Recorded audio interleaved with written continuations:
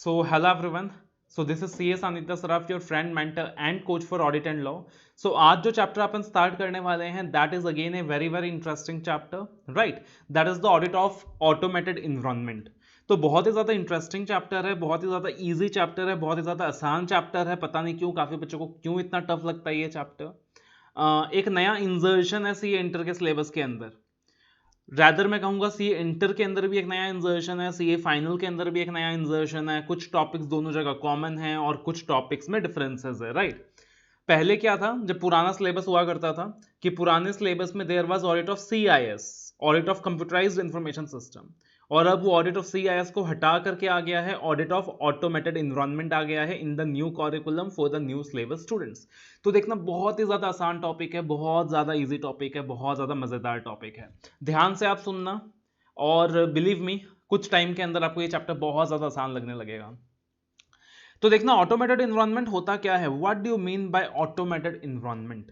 तो सबसे पहली चीज, अगर हम ऑटोमेटेड इन्वायरमेंट की बात करते हैं तो एक ऐसा इन्वायरमेंट जहां पे कंपनीज कंप्यूटर का यूज करती है, एक ऐसा इन्वायरमेंट जहां पे कंपनीज क्या करती है, कंप्यूटर्स का यूज करती है. They use one or two computers, they use multiple computers to process their operations, right? Accounting के लिए यूज करती है, बिजनेस चलाने के लिए यूज करती है, डिसीजन मेकिंग के लिए यूज करती है. तो एंटरप्राइजेस क्या कर रही है, कंपनीज क्या कर रही है, मल्टीपल कंप्यूटर्स यूज कर रहे हैं अपने बिजनेस प्रोसेसिंग के लिए, अपने बिजनेस ऑपरेशंस के लिए, अपने बिजनेस अकाउंटिंग के लिए, अपने बिजनेस डिसीजन मेकिंग के लिए. तो ऐसे इन्वायरमेंट को कहा जाता है ऑटोमेटेड इन्वायरमेंट. एग्जांपल के साथ समझने की कोशिश करते हैं, but first let us have a close look at the definition, the meaning of automated environment. An automated environment basically refers to a business enterprise in business environment. An automated environment basically refers to a business environment where the process, operations, accounting and even the decisions are carried out by using computer systems. तो एक ऐसा business environment जहां पे process, operations, accounting और यहां तक कि decision making भी कैसे लिया जाता है, कंप्यूटर सिस्टम्स की मदद से लिया जाता है. जैसे अगर हम बात करें फॉर एग्जांपल, तो जो बैंकिंग सेक्टर है, banking sector is a perfect example जहां पे ऑटोमेटेड इन्वायरमेंट अपने को देखने को मिलता है. आज की तारीख में जो इंश्योरेंस सेक्टर्स हैं, जो बैंकिंग सेक्टर्स हैं, राइट, जितने भी ऑनलाइन बिजनेसेस हैं, हर जगह अपने को ऑटोमेटेड इन्वायरमेंट देखने को मिलता है. बैंकिंग कंपनी का एग्जांपल लेकर समझते हैं पूरी चीज को कि बैंकिंग कंपनी के अंदर आप किस तरीके से देखते हो कि how an automated environment operates there. For example अगर हम बैंकों की बात करें तो आज के जमाने पे क्या होता है यार, आप सबको पता है कि आप सबका बैंक अकाउंट है, मल्टीपल बैंक अकाउंट्स है, डेबिट कार्ड्स है, क्रेडिट कार्ड्स है. अब देखो यार कितना मजेदार तरीके से सारी की सारी चीजें ऑपरेट कर रही होती हैं. फॉर एग्जाम्पल लेट अस से आपके अकाउंट में आज 1 लाख रुपए हैं, 1 लाख रुपीज यू हैव, ठीक है, आपके अकाउंट में 1 लाख रुपीज है. अब आप सपोज जाते हो डेबिट कार्ड लेकर एटीएम में जाते हो और एटीएम में जाकर 10,000 रुपए विड्रॉ करते हो, ठीक है. तो जैसे ही आप 10,000 रुपीज विड्रॉ करते हो, इंस्टेंटली क्या हो जाता है, सबसे पहले तो वो आपसे ओटीपी मांगता है, मतलब you know they check your security. आप वहां पिन एंटर करते हो. अब तो वो लोग ओटीपी बेस्ड सिस्टम लाने वाले हैं कि साथ में आपके मोबाइल नंबर पे ओटीपी भी जाएगा. तो आपने पिन एंटर कर दिया, आपने ओटीपी एंटर कर दिया और उसके बाद आपने क्या कर लिया, कैश निकाल लिया. अब मजे की बात ये होती है कि सर वो कैश आता है, वहां से आप कैश की गिनती पूरी भी नहीं करते हो, उससे पहले आपके पास मैसेज आ जाता है बैंक से कि 10,000 रुपए आपके अकाउंट से डेबिट हो चुके हैं. और यहां पे उनका बिजनेस प्रोसेस देखो किस तरीके से ऑपरेट कर रहा होता है कि आपके अकाउंट में अगर 1 लाख रुपए थे, आपने 10,000 रुपए जैसे ही डेबिट करा, इंस्टेंटली आपके बैंक अकाउंट में with in a fraction of seconds वो कितना बैलेंस दिखाने लगता है, 90,000 रुपीज दिखाने लगता है, ठीक है. तो with in a fraction of seconds आपके अकाउंट में क्या होता है सर, 90,000 रुपीज दिखाने लगता है. और बैंक के भी जितने सिस्टम्स हैं, बैंक के भी जितने सिस्टम्स हैं, हर जगह वो चीज अपडेट हो जाती है कि आपका जो बैलेंस है वो 90,000 रुपीज है.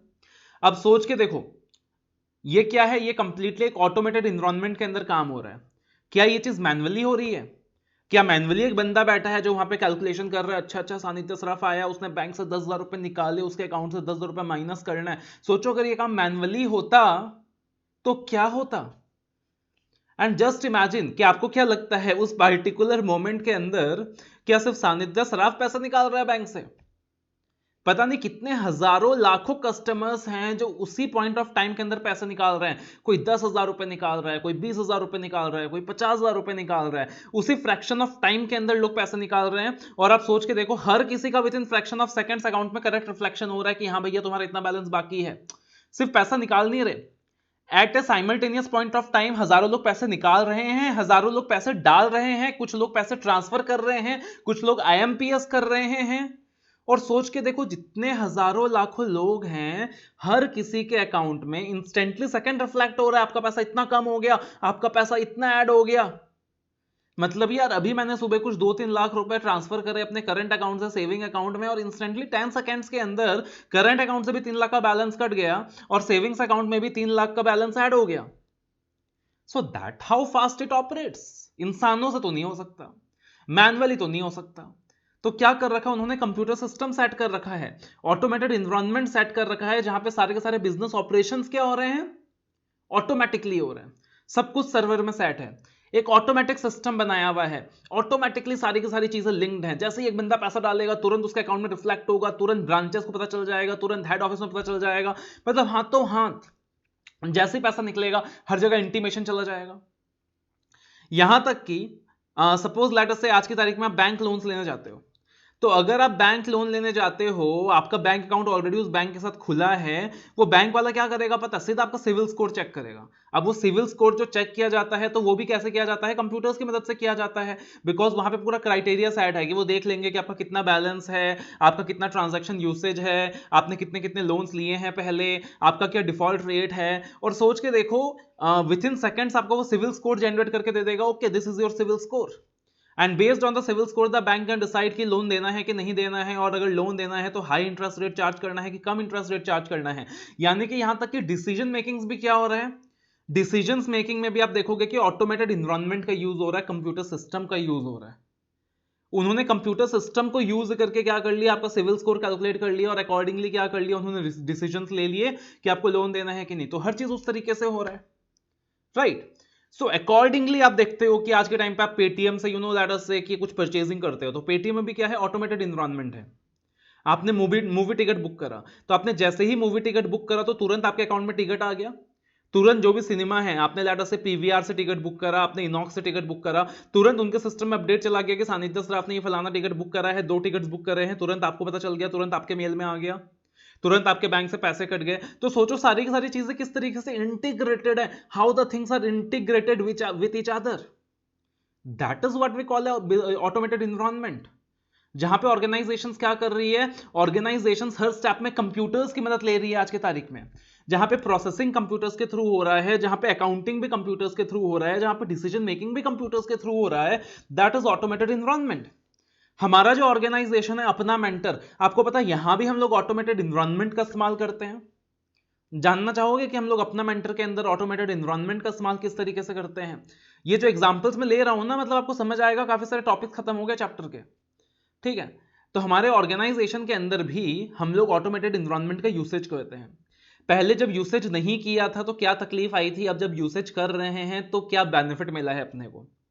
ध्यान से सुनना, बहुत मजा आएगा आपको, और पूरा का पूरा एक क्वेश्चन हमारा कंप्लीट हो जाएगा इस एग्जांपल से।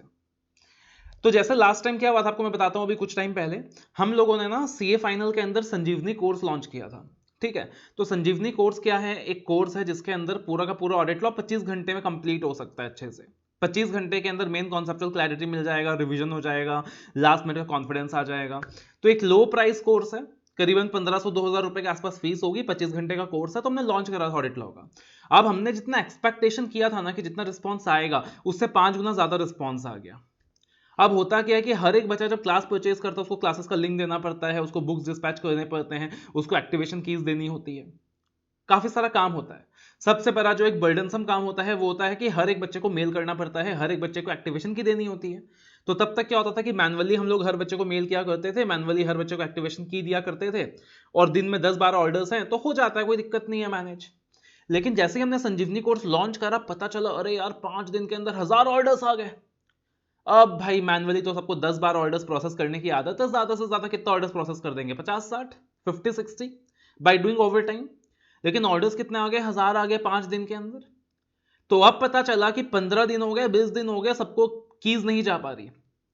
एक क्राइसिस वाला सिचुएशन आ गया, मतलब बच्चों को बोलना पड़े यार भाई बहुत ऑर्डर्स आ गए हैं, वेट करो थोड़ा सा, आपको टाइम टाइम लगेगा। और पता चला कि 20-20 दिन बाद बच्चों को कीज मिला, 20 दिन बाद बच्चों को मेल्स मिला, ऐसा हाल हो गया। तो हम लोगों ने रियलाइज करा यार यहाँ पे क्या गलती है, यहाँ पे गलती ये है कि यार हम लोग मैनुअल बेसिस पे काम कर रहे हैं और जैसे ही पीक आता है तो वो मैनुअल सिस्टम फेल हो जाता है। तो हमने बोला यार let us move towards an automated environment. फिर हमने क्या किया, हमने अपने आईटी टीम से बात करी। अपने आईटी टीम के साथ बात करके हमने क्या किया, अपने वेबसाइट से, अब हमारा जो सिस्टम है, हमारा जो सॉफ्टवेयर है जिसके थ्रू एक्टिवेशन कीज दिया जाता है, हमारे वेबसाइट से हमने दोनों को क्या कर लिया, इंटीग्रेट कर लिया। अब दोनों को इंटीग्रेट कर लिया तो क्या होता है कि अब जैसे ही स्टूडेंट परचेज करता है, फॉर एग्जांपल अब बच्चे ने जैसे संजीवनी कोर्स का ऑर्डर दिया, तो अब मैनुअली किसी को कुछ नहीं करना, मैनुअली सिर्फ किताबें पैक होनी है, दैट्स इट, मैनुअली किसी को कुछ नहीं करना, ठीक है। मैनुअली सिर्फ फिजिकल बुक्स पैक होगा। लेकिन काफी बच्चे तो ई बुक परचेज करते हैं, ई बुक ऑप्शन भी अवेलेबल होता है, तो काफी बच्चे ई बुक ऑप्शन भी परचेज कर लेते हैं, that we don't need the physical books. तो अब क्या होता है, जैसे ही बच्चा वेबसाइट में जाता है और जैसे ही संजीवनी कोर्स का ऑर्डर देता है, तो तुरंत वो सब चीज ऑटोमेटेड है। जैसे ही उसने ऑर्डर किया 10 सेकंड के अंदर, मैक्सिमम 10 सेकंड के अंदर जो सिस्टम है वो इंटीग्रेटेड है वेबसाइट से, आईटी वालों ने इंटीग्रेट कर दिया है। अब क्या हो गया कि बच्चे को 10 सेकंड के अंदर मेल मिल जाता है immediately, dear sir you have order from अपना mentor and thanks for the order, your activation key for the order is this, your Google drive link for the order is this, your e book link for the order is this. तो आप सोच के देखो यार कि पिछली बार जो इतना क्राइसिस वाला सिचुएशन हो गया था, इतना ज्यादा टाइम लग गया था, इतना ज्यादा टाइम लग गया था। अब जैसे ही हम लोगों ने ऑटोमेटेड इन्वायरमेंट किया, मैनुअल एरर्स के सारे काम खत्म हो गए। पहले तो यहाँ मैनुअल एरर्स भी होते थे, इतना सारा ऑर्डर का प्रेशर, पता चला कि ऑडिट का ऑर्डर आया, लॉ का की दे दिया, ऑडिट का ऑर्डर आया, लॉ के गूगल ड्राइव लिंक दे दिए। लेकिन अब तो सब कुछ कंप्यूटर में सेट हो गया ना। तो अब क्या हो गया, ऑडिट का ऑर्डर आ रहा है तो ऑडिट का ही जा रहा है, लॉ का ऑर्डर आ रहा है तो लॉ का ही जा रहा है, और इंस्टेंटली जा रहा है, एकदम within no time, within fraction of seconds जा रहा है, फास्ट जा रहा है। जो क्लरिकल एरर्स के सारे चांसेस थे वो खत्म हो गया, बिकॉज हमारा सारा का सारा बिजनेस ऑपरेशंस क्या हो गया, इंटीग्रेट हो गया। So all those benefits were actually derived when we come to an automated environment. So that is what is called an automated environment, and these are the features of an automated environment, or you call that this, you can say that these are the benefits that a business organization derives when it implements an automated environment. समझ आया? तो देखना, अब देखना आपको automated environment भी एकदम समझ आ जाएगा, features भी एकदम समझ आ जाएंगे। तो meaning of automated environment क्या था? An automated environment basically refers to a business environment where the processes, operations, accounting, and even decisions are carried out by using the computer systems, also known as the information systems or information technology systems. And nowadays it is very common to see computer systems being used in every type of business. आज के ज़माने में computers का usage तो normally हर business में दिखता ही दिखता है। Examples: banking transactions are carried out using ATM. How tickets can be purchased using apps on mobile phones, etc. की फीचर्स क्या क्या हैं ऑटोमेटेड इन्वायरमेंट के, अब एग्जांपल्स आप रिकलेक्ट कर पाओगे, सारा का सारा पॉइंट एग्जांपल से रिकलेक्ट कर पाओगे। इनेबल फास्टर बिजनेस ऑपरेशन, जैसे बैंक में आप देखते हो कितना फास्ट ऑपरेशन होता है। मैंने अपनी ऑर्गेनाइजेशन अपना मेंटर का एग्जांपल दिया कि जैसे ही हमने ऑटोमेशन ले आए हम, तो कितना फास्ट बिजनेस ऑपरेशन हुआ वहां पे। Accuracy in data processing and computation, बिल्कुल एक्यूरेसी के साथ क्या होगा, सब कुछ कैलकुलेट होगा। Ability to process large volume of transactions, पहले क्या हुआ था कि वो जब संजीवनी का इतना बल्क में ऑर्डर आया था तो हम प्रोसेस नहीं कर पा रहे थे, लेकिन अब जैसे ही ऑटोमेटेड इन्वायरमेंट आ गया, चाहे 5000 ऑर्डर आ जाए, 10,000 ऑर्डर आ जाए, कुछ फर्क नहीं पड़ेगा, because we can process the large volume of transaction. लेकिन वो तभी पॉसिबल होगा जब मैं ऑटोमेट कर दूं। अगर मैं मैनुअल बेसिस में काम करूंगा तो मेरे को लिमिट करना पड़ेगा कि नहीं भाई, I am not going to take more than 1000 orders. वैसे ही बैंक में होता है, कितने सारे कस्टमर्स एक साथ ट्रांजैक्ट कर रहे होते हैं, but still they can transact. Integration between various business operations, तो क्या होता है कि जितने भी अलग अलग बिजनेस ऑपरेशंस होता है उनके बीच एक प्रॉपर इंटीग्रेशन बन जाता है, जैसे अगेन हमने एग्जांपल लेकर डिस्कस करा। Better security, better controls, manually तो एक पॉसिबिलिटी थी, अगर मैनुअल सिस्टम होता तो एक पॉसिबिलिटी थी कि कोई अपने रिश्तेदार को भी गूगल ड्राइव लिंक दे देता, एक्टिवेशन की दे देता, पैसे अपने बैंक अकाउंट में डलवा लेता। लेकिन अब जैसे ही ऑटोमेटेड इन्वायरमेंट हो गया, अब क्या हो गया है, अब ये हो गया कि सिक्योरिटी अच्छी हो गई है, कंट्रोल्स अच्छी हो गई है, मैनिपुलेशन के चांसेस नहीं है। जब बच्चा पेमेंट करेगा वो आइडेंटिफाई कर लेगा सिस्टम किस बच्चे ने पेमेंट करा है, कौन से कोर्स का पेमेंट करा है, और तब क्या कर रहा है, वो कीज जनरेट करके दे रहा है ना। तो better security and controls. Less prone to human errors के चांसेस नहीं है। पहले क्या होता था, इतना जब ऑर्डर आया तो पता चला कि ऑडिट वाला बच्चा कंप्लेन कर रहा है मेरे को लॉ का की मिल गया, लॉ वाला बच्चा कंप्लेन कर रहा है ऑडिट का की मिल गया। होता है ना यार, इंसान गलतियों का पुतला है। बट जैसे ही ऑटोमेट कर दिया वो गलतियां होनी बंद हो गई। प्रोवाइड्स लेटेस्ट इंफॉर्मेशन, अब एक बेनिफिट और क्या होता है, लेटेस्ट इंफॉर्मेशन मिलता है, और connecting and networking capabilities, right. तो ये सारे क्या है, की फीचर्स हैं ऑटोमेटेड इन्वायरमेंट के, the key features of an automated environment. अब एग्जांपल्स के थ्रू भी आप ये 8 के 8 पॉइंट याद रख सकते हो, बहुत ही आसान है ना, you can easily remember through examples. और एक और तरीका है ये सारे पॉइंट्स को याद रखने का, एक और तरीका है, आपको क्या याद रखना है, आपको कुछ याद नहीं रखना है, आपको याद रखना है ABCD। अगर आपसे कोई पूछे what are the key features of an automated environment, आपको क्या याद रखना है, ABCD, ABCD। What is A accuracy in data processing and computation, क्या आ जाएगा, एक्यूरेसी आ जाएगा डाटा प्रोसेसिंग के अंदर, कंप्यूटेशन के अंदर। ए से ability to process large volume of transactions, तो हम लोग यहां पे large volume of transactions process कर पाएंगे, कितने भी कस्टमर्स एक साथ आ जाएं कोई फर्क नहीं पड़ने वाला मेरे बिजनेस को, ठीक है। तो ए से क्या हो गया, accuracy in data processing and computation. A से क्या हो गया, ability to process large volume of transactions. B से क्या हो गया, बिजनेस ऑपरेशंस मेरे फास्ट हो जाएंगे, बिजनेस ऑपरेशंस। बी से क्या हो गया, बिजनेस ऑपरेशंस। और बिजनेस ऑपरेशंस के 2 पॉइंट होंगे, पहला बिजनेस ऑपरेशंस फास्ट हो जाएंगे, और दूसरा बिजनेस ऑपरेशंस में इंटीग्रेशन आ जाएगा। पहला क्या हो गया, बिजनेस ऑपरेशंस मेरे फास्ट हो जाएंगे, और दूसरा क्या हो गया, बिजनेस ऑपरेशंस में मेरा इंटीग्रेशन आ जाएगा। फिर सी से कंट्रोल्स, कंट्रोल्स में क्या हो गया, बेटर सिक्योरिटी, बेटर कंट्रोल्स, कि हम ज्यादा सिक्योरिटी के साथ काम कर पाएंगे, ज्यादा कंट्रोल्स होगा। ऐसे भी सी का मतलब आपके दिमाग में ऑडिट में क्या आता है, controls. whenever we talk about audit, तो another term that comes in our mind is controls, C for controls, control और ज्यादा अच्छा होगा, सिक्योरिटी और ज्यादा अच्छी होगी। सी से एक पॉइंट और आता है कनेक्टिविटी, कि यहां पे कनेक्टिविटी एंड नेटवर्किंग कैपेबिलिटी के अकॉर्डिंग काम होगा। और डी से क्या आता है, डाटा, कि जो डाटा प्रोवाइड होगा वो हमेशा लेटेस्ट प्रोवाइड होगा, जो डाटा प्रोवाइड होगा वो हमेशा लेटेस्ट प्रोवाइड होगा, यानी कि it provides the latest information, it provides the latest information, ठीक है ना। तो अगर आपसे कोई पूछे what are the key features of an automated environment, ABCD। A से क्या हो गया, accuracy in data processing and computation. A से क्या हो गया, ability to process large volume of transactions. B से क्या हो गया, कि जो बिजनेस ऑपरेशंस होगा वो फास्ट होगा, इंटीग्रेशन में काम आएगा। सी से क्या होगा, कि कंट्रोल्स अच्छे होंगे। और फिर उसके बाद डी से क्या होगा, कि data, that is latest data providing latest information. बहुत आसान है, आप एग्जांपल्स के थ्रू भी याद कर सकते हो और एग्जैक्टली ABCD के थ्रू भी याद कर सकते हो। क्लियर है?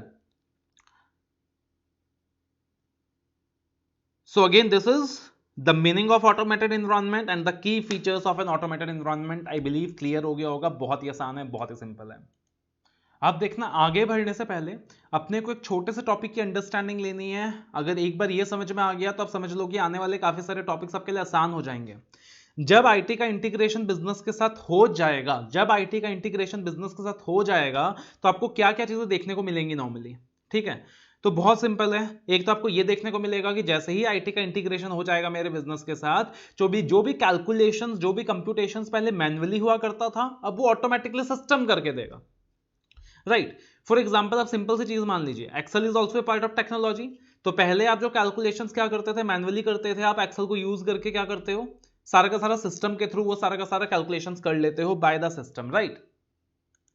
अगर अपन और एग्जांपल लेके समझने की कोशिश करें तो फिर एग्जांपल आजकल क्या होता है कि ऑर्गेनाइजेशंस ईआरपी इंप्लीमेंट कर लेती है, राइट, एंटरप्राइज रिसोर्स प्लानिंग। और ईआरपी इंप्लीमेंट करने से ये तक होता है कि एक कंपनी का टोटल सेल्स हुआ, तो फॉर एग्जांपल हर कंपनी क्या है, जीएसटी में रजिस्टर्ड है, everyone is registered in GST, हर किसी का जीएसटी पेमेंट बनता है। तो वो जो आईटी सिस्टम है, ईआरपी है, वो ये तक कैलकुलेट करके बता देगा आपके टोटल सेल्स कितनी है, आपका जीएसटी कितना बनता है, आपका क्रेडिट कितना है, तो वो सब कुछ कैलकुलेट करके बता देगा। इवन जीएसटी का कंप्यूटेशन, जीएसटी का कैलकुलेशन तक आईटी करके बता देगा, okay this is your GST. समझ रहे हो? तो आईटी को यूज करके क्या हो रहा है कि all the calculations are being carried out automatically, आपको कुछ करने की जरूरत ही नहीं है। ऐसा भी हो सकता है कि जीएसटी भी वो खुद कैलकुलेट करके बता दे और रिटर्न भी खुद फाइल कर दे। सो इस तरीके से एडवांसमेंट आ सकता है आईटी की मदद से। प्लस क्या होता है कि अकाउंटिंग एंट्रीज परचेज हो जाती है, पोस्ट हो जाती है automatically, right. Accounting entries are being done automatically. For example आप टैली देख लो, तो टैली के अंदर क्या होता है, ये आज के टाइम में आईटी को यूज करके आप ऐसा सिस्टम डिजाइन कर सकते हो कि आपने परचेज करा तो आपने सिर्फ इतना बता दिया कि मैंने फलाने व्यक्ति से बिजनेस पर्पज के लिए 1 लाख का सामान परचेज करा है। अब उसकी जर्नल एंट्री क्या होगी, अपने को कैलकुलेट नहीं करना, जैसे अपन सीखते हैं, okay this is going to be the journal entry, purchase account debit to this very account credit and blah blah blah, right. Cash transaction होगा तो परचेज टू कैश होगा, क्रेडिट ट्रांजैक्शन होगा तो परचेज टू पार्टी नेम होगा। तो ये तो अपन अभी मैन्युअली क्या करते हैं, कैलकुलेट करते हैं। बट आईटी को यूज करके ये सारा काम हो जाता है कि आपको सिर्फ ये डालना है परचेज करा, राइट। और कैश में करा या किसी पार्टी से करा, उसकी जर्नल एंट्री क्या होगी, उसका नरेशन क्या होगा, एंड उसके बाद वो परचेज का इंपैक्ट कौन कौन से लेजर में जाएगा, ट्रायल बैलेंस में कहां इंपैक्ट जाएगा, पी एंड एल में कहां इंपैक्ट जाएगा, बैलेंस शीट में कहां इंपैक्ट जाएगा, वो आईटी अपने आप करेगा, आपको झंझट लेने की जरूरत ही नहीं है, आपको मैनुअली कुछ काम ही नहीं करना, आपको सिर्फ आईटी सिस्टम को अच्छे से इंटीग्रेट कर देना अपने बिजनेस के साथ, that's it. System generated report, आज के टाइम में सिस्टम जनरेट करके देता है सारा का सारा report. For example debtor ageing report, creditor ageing report, ये सारा का सारा क्या होता है, सिस्टम जनरेट करके देता है।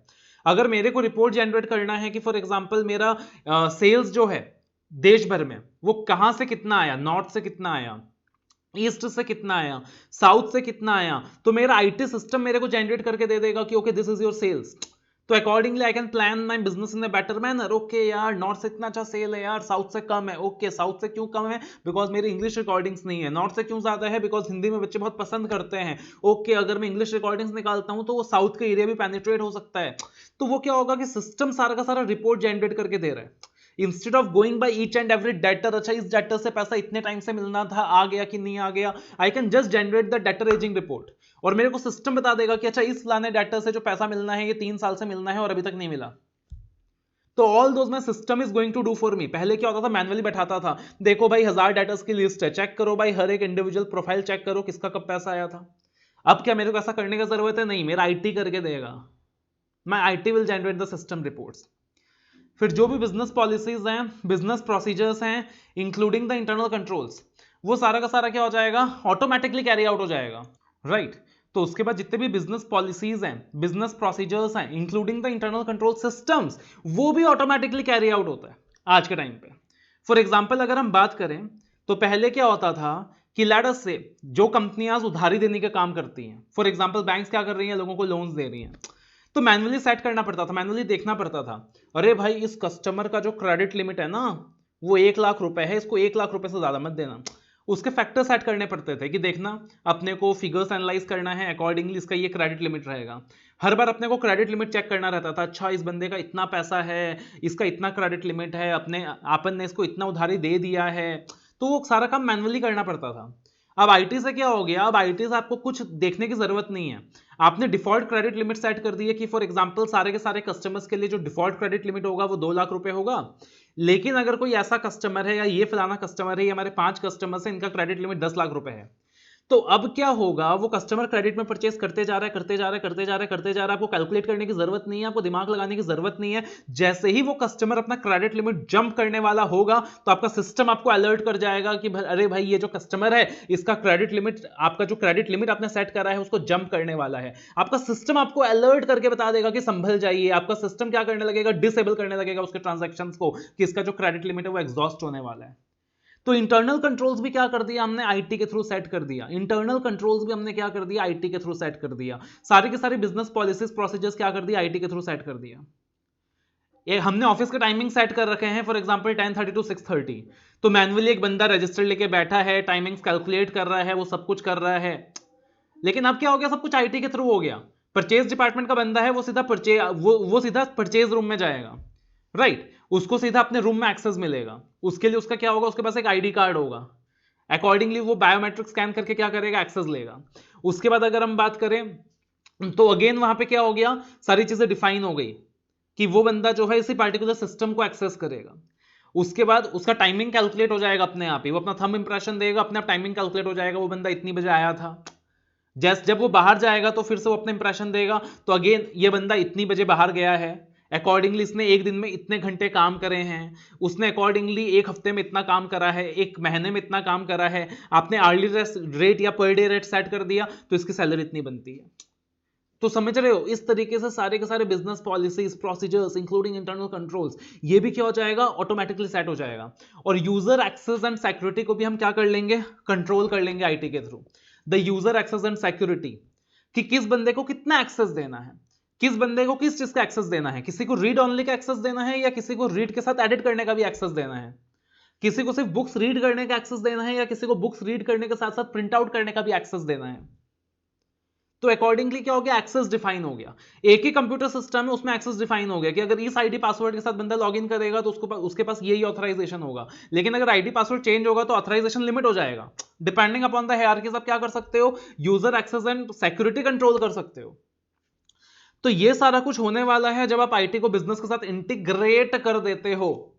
क्लियर है? तो अगर ये चीज आपको समझ आ गया ना, तो आप समझ लो आने वाले कॉन्सेप्ट्स भी आपको बहुत मजे तरीके से समझ आने वाले हैं। Integration of IT with business, कि जैसे ही अपन आईटी को बिजनेस के साथ इंटीग्रेट करेंगे तो ये सारी चीजें होने वाली है। सारे के सारे computations, calculations automatically carry out होने वाले हैं। मेरी जिंदगी में मजा होने वाला है, बिकॉज आईटी मुझे बता देगा टोटल सेल्स इतनी है, टोटल जीएसटी इतना है, टोटल खर्चा इतना है। आईटी सब कुछ कैलकुलेट करके बता देगा, मुझे कुछ नहीं करना, मैनुअल स्टाफ को कुछ नहीं करना।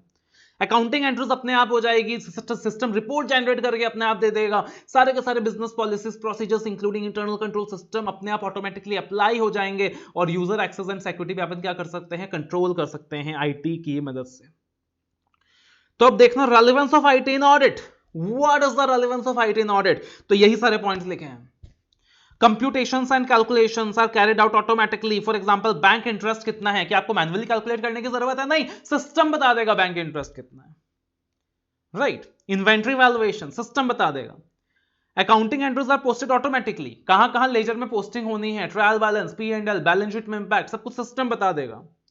Business policies and procedures including internal control systems are applied automatically. Reports used in business are produced from system.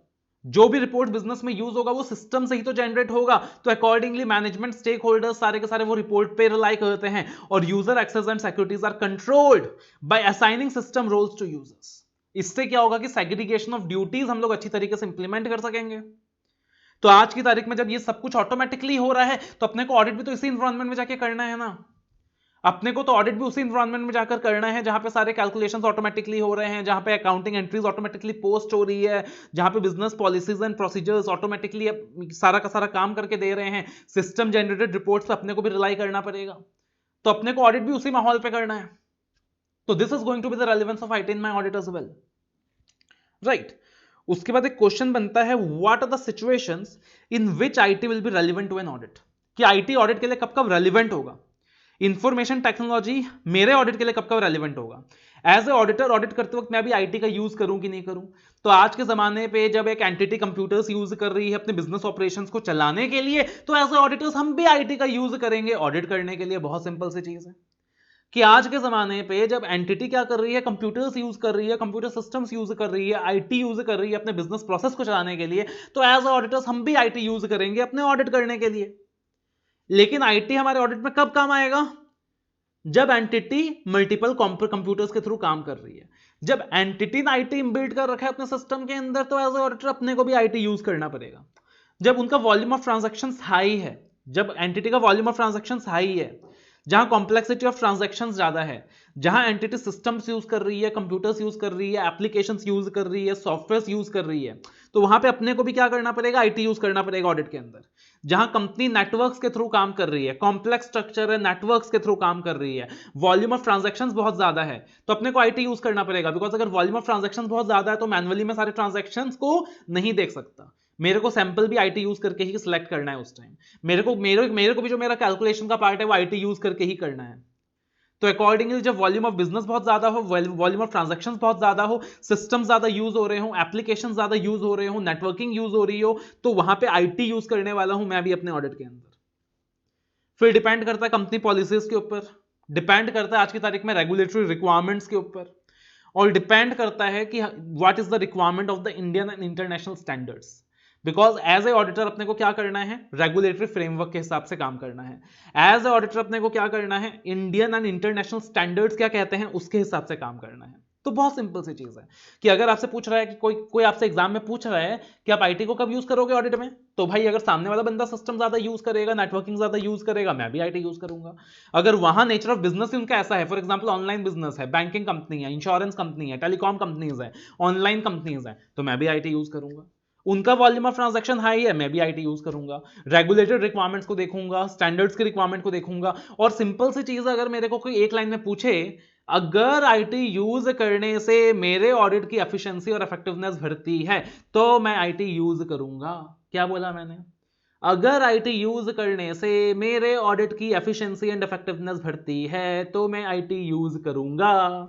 तो अगर आपसे वो पूछे आईटी बिजनेस में कब कभी, आईटी ऑडिट में कब कभी यूज करोगे, तो भाई बहुत सिंपल सी चीज है कि अगर आईटी यूज करने से मेरी एफिशिएंसी इफेक्टिवनेस बढ़ती है तो मैं आईटी यूज करूंगा। अगर वो लोग आईटी यूज कर रहे हैं, सिस्टम्स प्रोसीजर्स यूज कर रहे हैं, एप्लीकेशंस यूज कर रहे हैं, मैं भी आईटी यूज करूंगा। अगर वो नेटवर्किंग के थ्रू काम कर रहे हैं तो मैं भी आईटी यूज करूंगा। अगर वॉल्यूम ऑफ ट्रांजैक्शन बहुत ज्यादा है तो मैं भी आईटी यूज करूंगा। फिर डिपेंड करेगा upon the regulatory requirement, upon the company policies and upon the requirement of the standards. बहुत सिंपल है, ठीक है ना, बहुत सिंपल है। तो आपसे अगर कोई पूछेगा what are the situation in which IT will be relevant to an audit, so this is the answer you have to write. अगर आपसे पूछेगा what is the relevance of IT in audit, this is the answer you have to write that nowadays all the calculations, computations are carried out automatically. Accounting entries are posted automatically. Business policies and procedures including internal controls are applied automatically. System generated reports पर rely करना पड़ता है।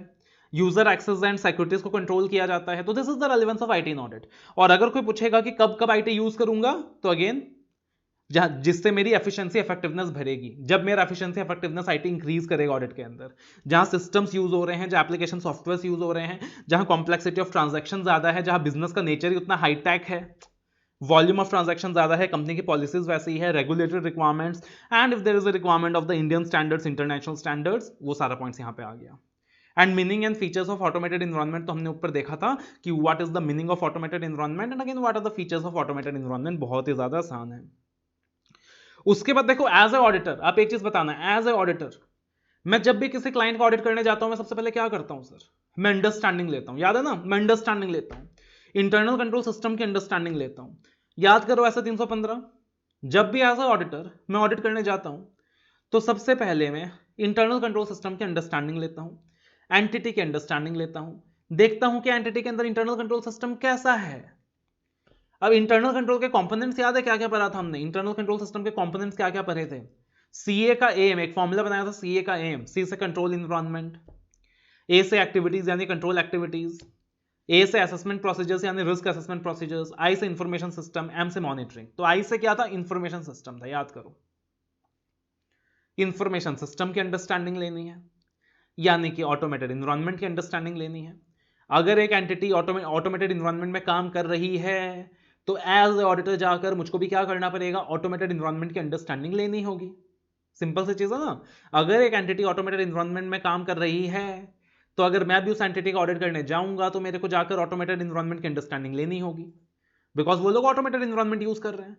तो मेरे को भी तो जाके अंडरस्टैंड करना होगा। बहुत सिंपल सी चीज है ना कि भाई उन्होंने कौन सा इंफॉर्मेशन सिस्टम यूज करा है, उन्होंने अपने आईटी को अपने सिस्टम के साथ किस तरीके से इंटरकनेक्ट किया है, किस तरीके से इंटीग्रेट किया है आईटी को अपने बिजनेस के साथ, वो कौन सा इंफॉर्मेशन सिस्टम यूज कर रहे हैं, उनका डेटाबेस कैसा है, उनका आईटी सिस्टम इन हाउस है या आईटी सिस्टम आउटसोर्स्ड है या आईटी सिस्टम पैकेज्ड है, बिकॉज अलग अलग तरीका होता है। फॉर एग्जांपल आज मेरे को वेबसाइट बनाना है, आज मेरे को कंपनी में आईटी बिल्ड करना है, तो एक होता है कि मैंने अपना इंटरनल आईटी टीम हायर कर रखा है, 4-5 आईटी इंजीनियर्स हायर कर रखे हैं, वो सारा काम कर रहे हैं। एक होता है कि मैं पैकेज्ड सॉफ्टवेयर पे चला गया हूं। पैकेज्ड मतलब एक मैंने कस्टमाइज्ड सॉफ्टवेयर खरीद लिया और उसमें वो फीचर्स इनबिल्ट है। Packaged for example tally, readymade software, tally purchase कर लिया, मेरा काम हो गया। तो ऐसा भी हो सकता है कि मैंने टैली परचेज कर लिया जो एक पैकेज्ड सॉफ्टवेयर है, या ऐसा भी हो सकता है कि मैंने अपना एक अलग से अकाउंटिंग सॉफ्टवेयर इनबिल्ट किया अपने सिस्टम के लिए, कुछ भी हो सकता है। ऐसा भी हो सकता है कि मैंने आउटसोर्स कर दिया थर्ड पार्टीज को। एक कंपनी कुछ भी कर सकती है। ज्यादातर स्मॉल ऑर्गेनाइजेशंस, मीडियम ऑर्गेनाइजेशंस क्या करती है, टैली यूज कर लेती है, पैकेज्ड सॉफ्टवेयर यूज कर लेती है। जो बड़ी ऑर्गेनाइजेशंस है वो क्या करती है, अपने हिसाब से अपना ईआरपी सिस्टम बनवाती है। कुछ लोग आउटसोर्स कर देते हैं। तो एज ए ऑडिटर जब मैं जाऊंगा ऐसी एंटिटी को ऑडिट करने, जो लोग ऑटोमेटेड एनवायरनमेंट यूज कर रहे हैं, तो मेरे को भी तो अंडरस्टैंडिंग लेना पड़ेगा कि उन्होंने अपना आईटी सिस्टम इन हाउस कर रखा है या पैकेज्ड कर रखा है या आउटसोर्स कर रखा है, उनका जो इंफॉर्मेशन सिस्टम है कैसा है, उनके इंफॉर्मेशन सिस्टम का पर्पस क्या है। बिकॉज एक पर्पस होता है कि मैंने आईटी लगाया है फाइनेंशियल पर्पस के लिए, कि हाँ मेरे को सेल्स की फिगर पता चल जाए, मेरे को जीएसटी का पता चल जाए कि जीएसटी का अमाउंट कितना है। एक होता है नॉन फाइनेंशियल पर्पस के लिए कि मेरा आईटी बाकी नॉन फाइनेंशियल चीजों को एनालाइज करने में काम आ रहा है। मेरा आईटी सिस्टम कहाँ सिचुएटेड है, इंडिया में सिचुएटेड है, इंडिया के बाहर सिचुएटेड है, क्लाउड में सिचुएटेड है, राइट। मेरे आईटी सिस्टम का मतलब मेरे ऑर्गेनाइजेशन का जिसका मैं ऑडिट करने जा रहा हूं, उस आईटी सिस्टम का आर्किटेक्चर कैसा है, सेंट्रलाइज्ड है या ब्रांच बेस्ड है। फॉर एग्जांपल बैंक में अगर आप देखोगे तो बैंकों में क्या होता है कि उनका आईटी सिस्टम सेंट्रलाइज्ड होता है, कभी भी ब्रांच बेस्ड नहीं होता। बट काफी ऑर्गेनाइजेशंस ऐसी होती हैं जहां पे उनका आईटी सिस्टम क्या होता है, ब्रांच बेस्ड होता है, सेंट्रलाइज्ड नहीं होता है। फिर उसके बाद एक चीज मेरे को और अंडरस्टैंडिंग लेनी है कि जो ऑर्गेनाइजेशन आईटी यूज कर रही है, मतलब ऑटोमेटेड इन्वायरमेंट में काम कर रही है, तो किसी भी चीज का वर्जन पूरा एंटरप्राइज में यूनिफॉर्म है कि नहीं है।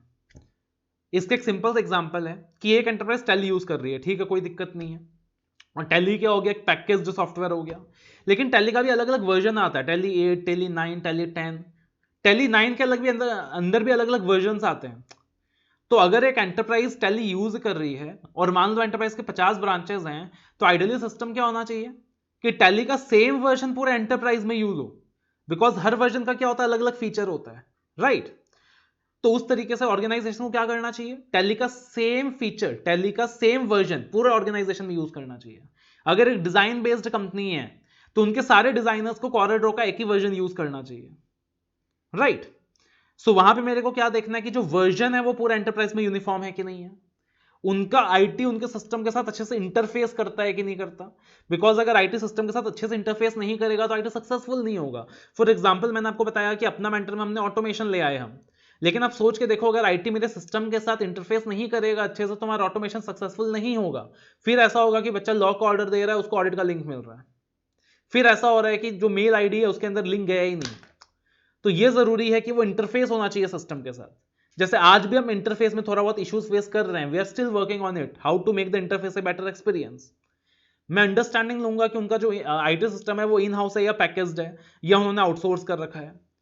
फिर आईटी, जब भी एक ऑर्गेनाइजेशन आईटी इंप्लीमेंट करती है ना, तो आईटी के अंदर की पर्संस होते हैं, रोल्स डिफाइन किया होता है। चीफ इंफॉर्मेशन ऑफिसर एक होता है, एक चीफ इंफॉर्मेशन सिक्योरिटी ऑफिसर होता है, एक एडमिनिस्ट्रेटर होता है। तो एक ऑर्गेनाइजेशन के अंदर अलग अलग बंदे होते हैं आईटी में। चीफ इंफॉर्मेशन ऑफिसर एक बंदा होता है, चीफ इंफॉर्मेशन सिक्योरिटी ऑफिसर एक दूसरा बंदा होता है, एडमिनिस्ट्रेटर अलग होता है। तो मैं अगर किसी ऑर्गेनाइजेशन को ऑडिट करने जा रहा हूं और वो ऑटोमेटेड इन्वायरमेंट में काम कर रही है तो मेरे को तो अंडरस्टैंडिंग लेना पड़ेगा ना कि who is the CIO, who is the chief information officer, who is the CISO, who is the chief information security officer, who is the administrator. तो बहुत सिंपल है, आपको पूछा जा सकता है एग्जाम के अंदर कि ऑटोमेटेड इन्वायरमेंट की अंडरस्टैंडिंग में आप किन किन चीजों की अंडरस्टैंडिंग लोगे। ऑटोमेटेड इन्वायरमेंट की अंडरस्टैंडिंग के अंदर आप किन किन चीजों की अंडरस्टैंडिंग लोगे, यानी कि ऐसे 315 का एप्लीकेशन लग रहा है, बट ऑटोमेटेड इन्वायरमेंट के रिस्पेक्ट में आप किन किन चीजों की अंडरस्टैंडिंग लोगे। तो इन्फॉर्मेशन सिस्टम कौन सा यूज हो रहा है, मैं अंडरस्टैंडिंग लूंगा इन्फॉर्मेशन सिस्टम कौन सा यूज हो रहा है। मैं इन्फॉर्मेशन सिस्टम का पर्पज की अंडरस्टैंडिंग लूंगा कि जो इन्फॉर्मेशन सिस्टम का पर्पज है वो क्या है, फाइनेंशियल है या नॉन फाइनेंशियल है। मैं देखूंगा what is the location of IT system, local है या ग्लोबल है। मैं देखूंगा उनका आर्किटेक्चर क्या है, सेंट्रलाइज्ड है, ब्रांच बेस्ड है। टेक्निकल टर्म्स में बात करें तो डेस्कटॉप बेस्ड है, क्लाइंट सर्वर है, वेब एप्लीकेशन है, क्लाउड बेस्ड है। इनके मतलब आपको नहीं समझने। वर्जन कौन सा है, क्या सेम वर्जन ऑफ आईटी पूरे ऑर्गेनाइजेशन में यूज हो रहा है, क्या उनका आईटी अपने उनके सिस्टम के साथ अच्छे से इंटरफेस करता है, उनका आईटी सिस्टम इन हाउस है या पैकेज्ड है या फिर आउटसोर्स्ड है। अगर आउटसोर्स्ड है तो आईटी मेंटेनेंस सपोर्ट किसको दिया हुआ है। फॉर एग्जांपल हमारा भी आईटी आउटसोर्स्ड है, हमारा इन हाउस नहीं है, हमारा पैकेज्ड भी नहीं है, हमारा आउटसोर्स है। तो कोलकाता के अंदर एक टीम है जिनको हमने क्या कर रखा है, आईटी आउटसोर्स कर रखा है और उनका स्टाफ ही हमारा आईटी देखता है। तो ऑडिटर को क्या करना है, अंडरस्टैंडिंग लेना है। की पर्संस कौन है, सीआईओ कौन है, सीआईएसओ कौन है, एडमिनिस्ट्रेटर कौन है। तो ये भी एक क्वेश्चन आ सकता है कि जब आप ऑटोमेटेड इन्वायरमेंट को ऑडिट करोगे तो आपको किन चीजों की अंडरस्टैंडिंग लेनी है, आपको किन चीजों की अंडरस्टैंडिंग लेनी है। I believe it is clear, ठीक है। उसके बाद देखना आईटी रिस्क का एक छोटा सा कॉन्सेप्ट है कि इंफॉर्मेशन टेक्नोलॉजी में रिस्क क्या क्या है। देखो कोई भी चीज का ना सिर्फ बूंद नहीं होता, उसके एक रिस्क भी होता है। अब आईटी के हमने इतने बेनिफिट्स गिन लिए कि आईटी से ये हो जाएगा, फलाना हो जाएगा, सब चीजें फास्ट हो जाएंगी, सब चीजें इंस्टेंट हो जाएगा, सिक्योरिटी अच्छा हो जाएगा। कितना बेनिफिट हमने गिनती कर लिया, better security, better controls, better interconnectivity, fast processing of data, accounting अपने आप हो जाएगा, बिजनेस प्रोसेसिंग अपने आप हो जाएगा, कितना बेनिफिट डिस्कस कर लिया। लेकिन साथ ही साथ इन बेनिफिट्स के साथ आईटी लेकर आता है काफी सारे रिस्क। क्या रिस्क है भाई, जैसे फॉर एग्जाम्पल अगर एग्जाम्पल लें तो आप सबको पता है कि बैंक ने हमारा जीवन कितना आसान बना दिया है, बैंक ने हमारा लाइफ कितना आसान बना दिया है। लेकिन हैकिंग का भी तो उतना ही रिस्क है ना। आपका जो पिन नंबर है, आपका जो डेबिट कार्ड नंबर है, अगर आपने गलती से भी किसी को दे दिया तो आपके बैंक से सारे के सारे पैसे उड़ जाए, उसका भी तो उतना ही रिस्क है। आजकल कितने सारे ऑनलाइन फ्रॉड्स हो रहे, फोन आता है आप 200 रुपए का पेमेंट कर दीजिए, आपको 10,000 की लॉटरी मिल जाएगी। फोन आता है कुरियर की डिलीवरी आपकी पेंडिंग है, 1 रुपए का पेमेंट करना पड़ेगा ऑनलाइन। लोग सोचते हैं ठीक है यार 1 रुपए का पेमेंट करना है, कुरियर आ जाएगा घर पे। लोग सोचते हैं अरे यार 200 रुपए का ऑनलाइन पेमेंट करके मैं 10,000 का लॉटरी जीत रहा हूं, ट्राई करके देख लेता हूं। फिर उनके पास एक क्यूआर कोड आता है, आप क्यूआर कोड को स्कैन करो, पे कर दो। यूजर क्यूआर कोड को स्कैन करता है, पे कर देता है, उतने में उसके बैंक अकाउंट से सारा पैसा साफ हो जाता है। क्या है ये? IT risk. क्या है ये? IT risk. अगर डाटा गलत हो गया, आईटी में क्या होता है, डाटाबेस फिल्ट्रेशन होता है, पूरा का पूरा डाटाबेस फिल्ट्रेशन होता है। लेकिन अगर डाटा गलत हो गया तो सोचो क्या होगा, सब कुछ गलत निकलेगा, सब कुछ गलत निकलेगा। जब हमने स्टार्टिंग में वो लिंक सेट करने होते हैं कि हाँ भाई संजीवनी लॉ का ये लिंक रहेगा, संजीवनी ऑडिट का ये लिंक रहेगा, सोचा अगर वहां पे डाटा हमने गलत फीड कर दिया गलती से, तो जितने हजारों स्टूडेंट्स हैं सबके पास गलत क्लासेस पहुंच जाएंगी। सोचो अगर गलती से हमने वहां रेगुलर क्लासेस का लिंक डाल दिया, तो जितने हजारों स्टूडेंट्स हैं जो संजीवनी परचेज कर रहे हैं उनको रेगुलर क्लासेस का लिंक पहुंच जाएगा, जबकि संजीवनी की कॉस्ट कितनी थी, 1500 रुपए, और रेगुलर का कॉस्ट कितना था, 10,000 रुपए। तो वो क्या है, आईटी रिस्क है। सेग्रीगेशन ऑफ ड्यूटीज इंप्लीमेंट करना आईटी में थोड़ा सा डिफिकल्ट होता है, टेक्निकल होता है, वो एक आईटी रिस्क है। आईटी सिस्टम के अंदर ऐसा हो सकता है कि हैकर आपके सिस्टम को हैक कर दे, आपके डाटा को ऑल्टर कर दे। तो हैकर अगर आपके सिस्टम को हैक कर लेता है, आपके डाटा को ऑल्टर कर देता है, तो आपका डाटा इनएक्यूरेट हो जाता है, वो एक आईटी रिस्क है। इनफैक्ट कभी कभी ऐसा होता है कि हैकर ने आपके सिस्टम को हैक कर दिया, और हैक करने के बाद आप खुद ही अपने सिस्टम में चेंजेस नहीं कर पा रहे हो, you yourself are not able to make any changes in your system, that is again an IT risk। आपने किसी बंदे को एक्सेस यूसेज दे दिया, एक्सेस पावर्स दे दिया, वो हो सकता है कि आपके पूरे बैंक अकाउंट को साफ कर जाए। अगेन वहां पे क्या आईटी रिस्क है ना। फॉर एग्जांपल जितना भी स्टूडेंट का डाटाबेस है वो मेरे कंप्यूटर सिस्टम में रखा है सपोज, या मेरे जितने भी ओरिजिनल क्लासेस हैं वो मेरे कंप्यूटर सिस्टम में रखा है। अगर मैंने किसी को अनऑथराइज्ड एक्सेस दे दिया, वो अपने एक्सेस का गलत इस्तेमाल करता है, मेरे सारे ओरिजिनल क्लासेस निकाल लेता है, और सोचो वो सारे ओरिजिनल क्लासेस लीक कर देता है, उसको डिलीट कर देता है, उसको डिस्ट्रॉय कर देता है, तो वो तो एक बहुत बड़ा रिस्क है। तो वो भी क्या है, आईटी रिस्क है ना। हैकर ने क्या किया, हैकर ने जितने भी मेरे ओरिजिनल क्लासेस रखे थे, जो मैंने मेहनत करके, बहुत मेहनत करके 3-4 महीने लगाकर रिकॉर्ड करे थे, सबको डिलीट कर दिया, सबको डिस्ट्रॉय कर दिया, मेरा डाटा लॉस हो गया। A big IT risk. मैंने एक्सेस नहीं दिया उसे, लेकिन हैकर्स को एक्सेस थोड़ी ना चाहिए होता है। उसने अनऑथराइज्ड वे से एक्सेस ले लिया मेरे सिस्टम के अंदर, अनऑथराइज्ड वे में एक्सेस लेकर उसने क्या कर दिया, लेट अस से फॉर एग्जांपल, सोचो रिस्क क्या क्या हो सकता है। अनऑथराइज्ड वे में एक हैकर ने मेरे सिस्टम में एक्सेस ले लिया, और जो मेरे ऑडिट लॉ के वीडियोस थे ना, बीच बीच में उसने क्या किया कि ऑडिट लॉ के वीडियोस को हटाकर कुछ अलग वीडियोस डाल दिए, कुछ अलग प्रकार के वीडियोस डाल दिए, राइट। और सोच के देखो कि जब स्टूडेंट वहां पे वीडियोस प्ले कर रहा है, उसको ऑडिट लॉ के वीडियोस प्ले नहीं हो रहे, कुछ और ही प्ले हो रहा है। सोचो क्या होगा, मेरे रेपुटेशन का क्या होगा, मेरे गुडविल का क्या होगा। क्या है वो, आईटी रिस्क है। एक हैकर ने अनऑथराइज्ड एक्सेस लिया डाटा का, चीजें ऑल्टर कर दी, चीजें डिस्ट्रॉय कर दी, मेरा लॉस ऑफ डाटा हो गया। उसने अनऑथराइज्ड चेंजेस कर दिए मेरे प्रोग्राम्स में।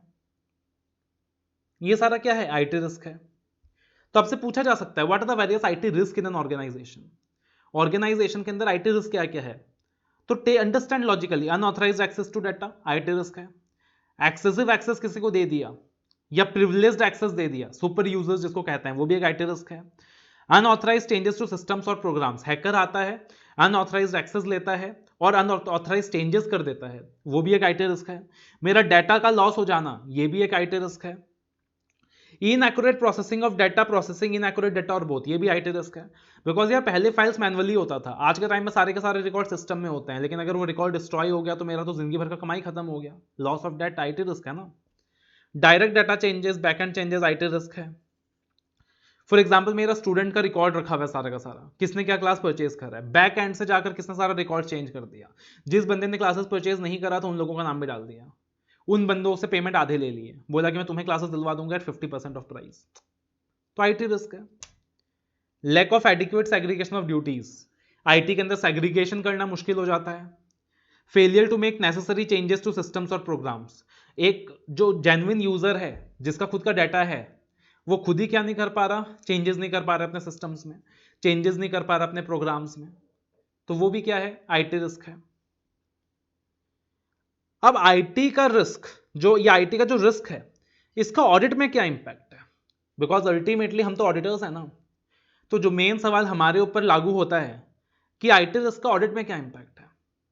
लॉजिकली सोचो कि आईटी रिस्क का ऑडिट में क्या इंपैक्ट है। वो जो 5 पॉइंट डिस्कस करे थे ना कि आईटी से क्या क्या बेनिफिट मिल रहा है, आईटी को जब आप एंटरप्राइज में इंप्लीमेंट कर लोगे तो क्या होगा, उसी से सारे आंसर्स निकल जाएंगे। सारे कैलकुलेशंस ऑटोमेटिकली हो रहे थे, अकाउंटिंग एंट्रीज ऑटोमेटिकली पोस्ट हो रहे थे, कैलकुलेशंस अपने आप हो रहा था, सिस्टम जनरेटेड रिपोर्ट्स था और उस पर अपन रिलाई करते थे, है ना। तो सोच के देखो अब अल्टीमेटली रिपोर्ट क्या हो रहा है, सिस्टम जनरेटेड हो रहा है, रिपोर्ट क्या हो रहा है, सिस्टम जनरेटेड हो रहा है। लेकिन सोच के देखो रिपोर्ट तो सिस्टम जनरेटेड है, एज ए ऑडिटर मैंने भी कौन सा रिपोर्ट पर रिलाई किया है, मैंने उस सिस्टम जनरेटेड रिपोर्ट पर रिलाई किया है। For example data raising report मैं मैनुअली नहीं बना रहा, मैं सिस्टम से निकाल रहा हूं। बैलेंस शीट पी&एल सिस्टम से निकल रहा है, रेशियो एनालिसिस सिस्टम से निकल रहा है। अब सोच के देखो अगर मैनेजमेंट ने डाटा ही गलत डाला था, मैनेजमेंट ने डाटा का रिकॉर्ड ही गलत डाल दिया था, तो वहां पे जो रिपोर्ट जनरेट हो रहा है वो भी तो गलत जनरेट हो रहा है। लेकिन मैं तो उसी रिपोर्ट को यूज कर रहा हूं जो सिस्टम जनरेट करके दे रहा है ना। तो मैं तो उसी रिपोर्ट को यूज कर रहा हूं जो सिस्टम जनरेट करके दे रहा है और वो रिपोर्ट ही मैनिपुलेटेड है। तो सोच के देखो वहां पे तो मेरा ऑडिट बहुत बड़े रिस्क में है, बिकॉज मैं गलत रिपोर्ट्स पर रिलाई कर रहा हूं पूरा का पूरा। तो एक बहुत बड़ा आईटी रिस्क है। उसके बाद सब जो भी कैलकुलेशंस हो रही हैं, जो भी कंट्रोल्स हो रही हैं वो ऑटोमेटिकली हो रही हैं, जीएसटी कैलकुलेशंस भी ऑटोमेटिकली हो रही हैं। लेकिन आईटी के अंदर एक बहुत बड़ी दिक्कत है, पता है क्या, कोई चीज अगर सही तरीके से कैलकुलेट हो रही है, सही तरीके से प्रोसेस हो रही है, बहुत अच्छी बात है, वो सारे बिजनेस ऑपरेशंस को अच्छे से इंटीग्रेट कर देगा, सब कुछ ऑटोमेटिकली होगा, सब कुछ बहुत फास्ट होगा। लेकिन अगर वहां पे इनपुट गलत डल गया, अगर वहां पे इनपुट गलत डल गया तो वहां प्रोसेसिंग भी गलत होने वाला है, वहां कैलकुलेशंस भी गलत होने वाले हैं।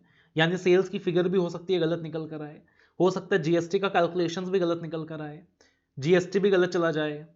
एज ए ऑडिटर हम भी उस ऑटोमेटेड कंट्रोल्स पर रिलाई कर रहे हैं, हम भी जब क्रेडिट लिमिट ऑफ कस्टमर को चेक कर रहे हैं तो सिस्टम पर रिलाई कर रहे हैं कि कहीं कंपनी ने वैसे कस्टमर्स को लोन तो नहीं दे दिए जिनका क्रेडिट लिमिट खत्म हो गया है। तो हम कौन सा मैनुअली चेक कर रहे हैं, हम भी तो सिस्टम पर रिलाई कर रहे हैं, हम भी तो ऑटोमेटेड कैलकुलेशंस पर रिलाई कर रहे हैं, हम भी तो ऑटोमेटेड कंट्रोल्स पर रिलाई कर रहे हैं। तो सोच के देखो कि यार अगर वहां पे ऑटोमेटेड कंट्रोल्स ही गलत है तो मेरा का तो पूरा ऑडिट गलत हो जाएगा। तो हम आंख बंद करके ऑटोमेटेड कंट्रोल्स पर रिलाई नहीं कर सकते, वहां भी हमें चेक करना पड़ेगा। फॉर एग्जांपल ऐसा नहीं है कि जीएसटी सिस्टम कैलकुलेट करके दे रहा तो हमने उसी पर रिलाई कर लिया, पहले मैनुअली भी हमें सैंपल बेसिस में कुछ सेल्स निकालने होंगे, सेल्स के अंदर हमें जीएसटी कैलकुलेट करना होगा, हमारे खुद के आईटी टूल्स होते हैं, उन आईटी टूल्स को यूज करके हमें कैलकुलेट करके देखना पड़ेगा कि वो फिगर्स मैच कर रहे हैं कि नहीं, तो जो मैनेजमेंट ने ऑटोमेटेड कंट्रोल्स इंप्लीमेंट कर रखा है वो सही भी है कि नहीं है। That is again an IT risk, right.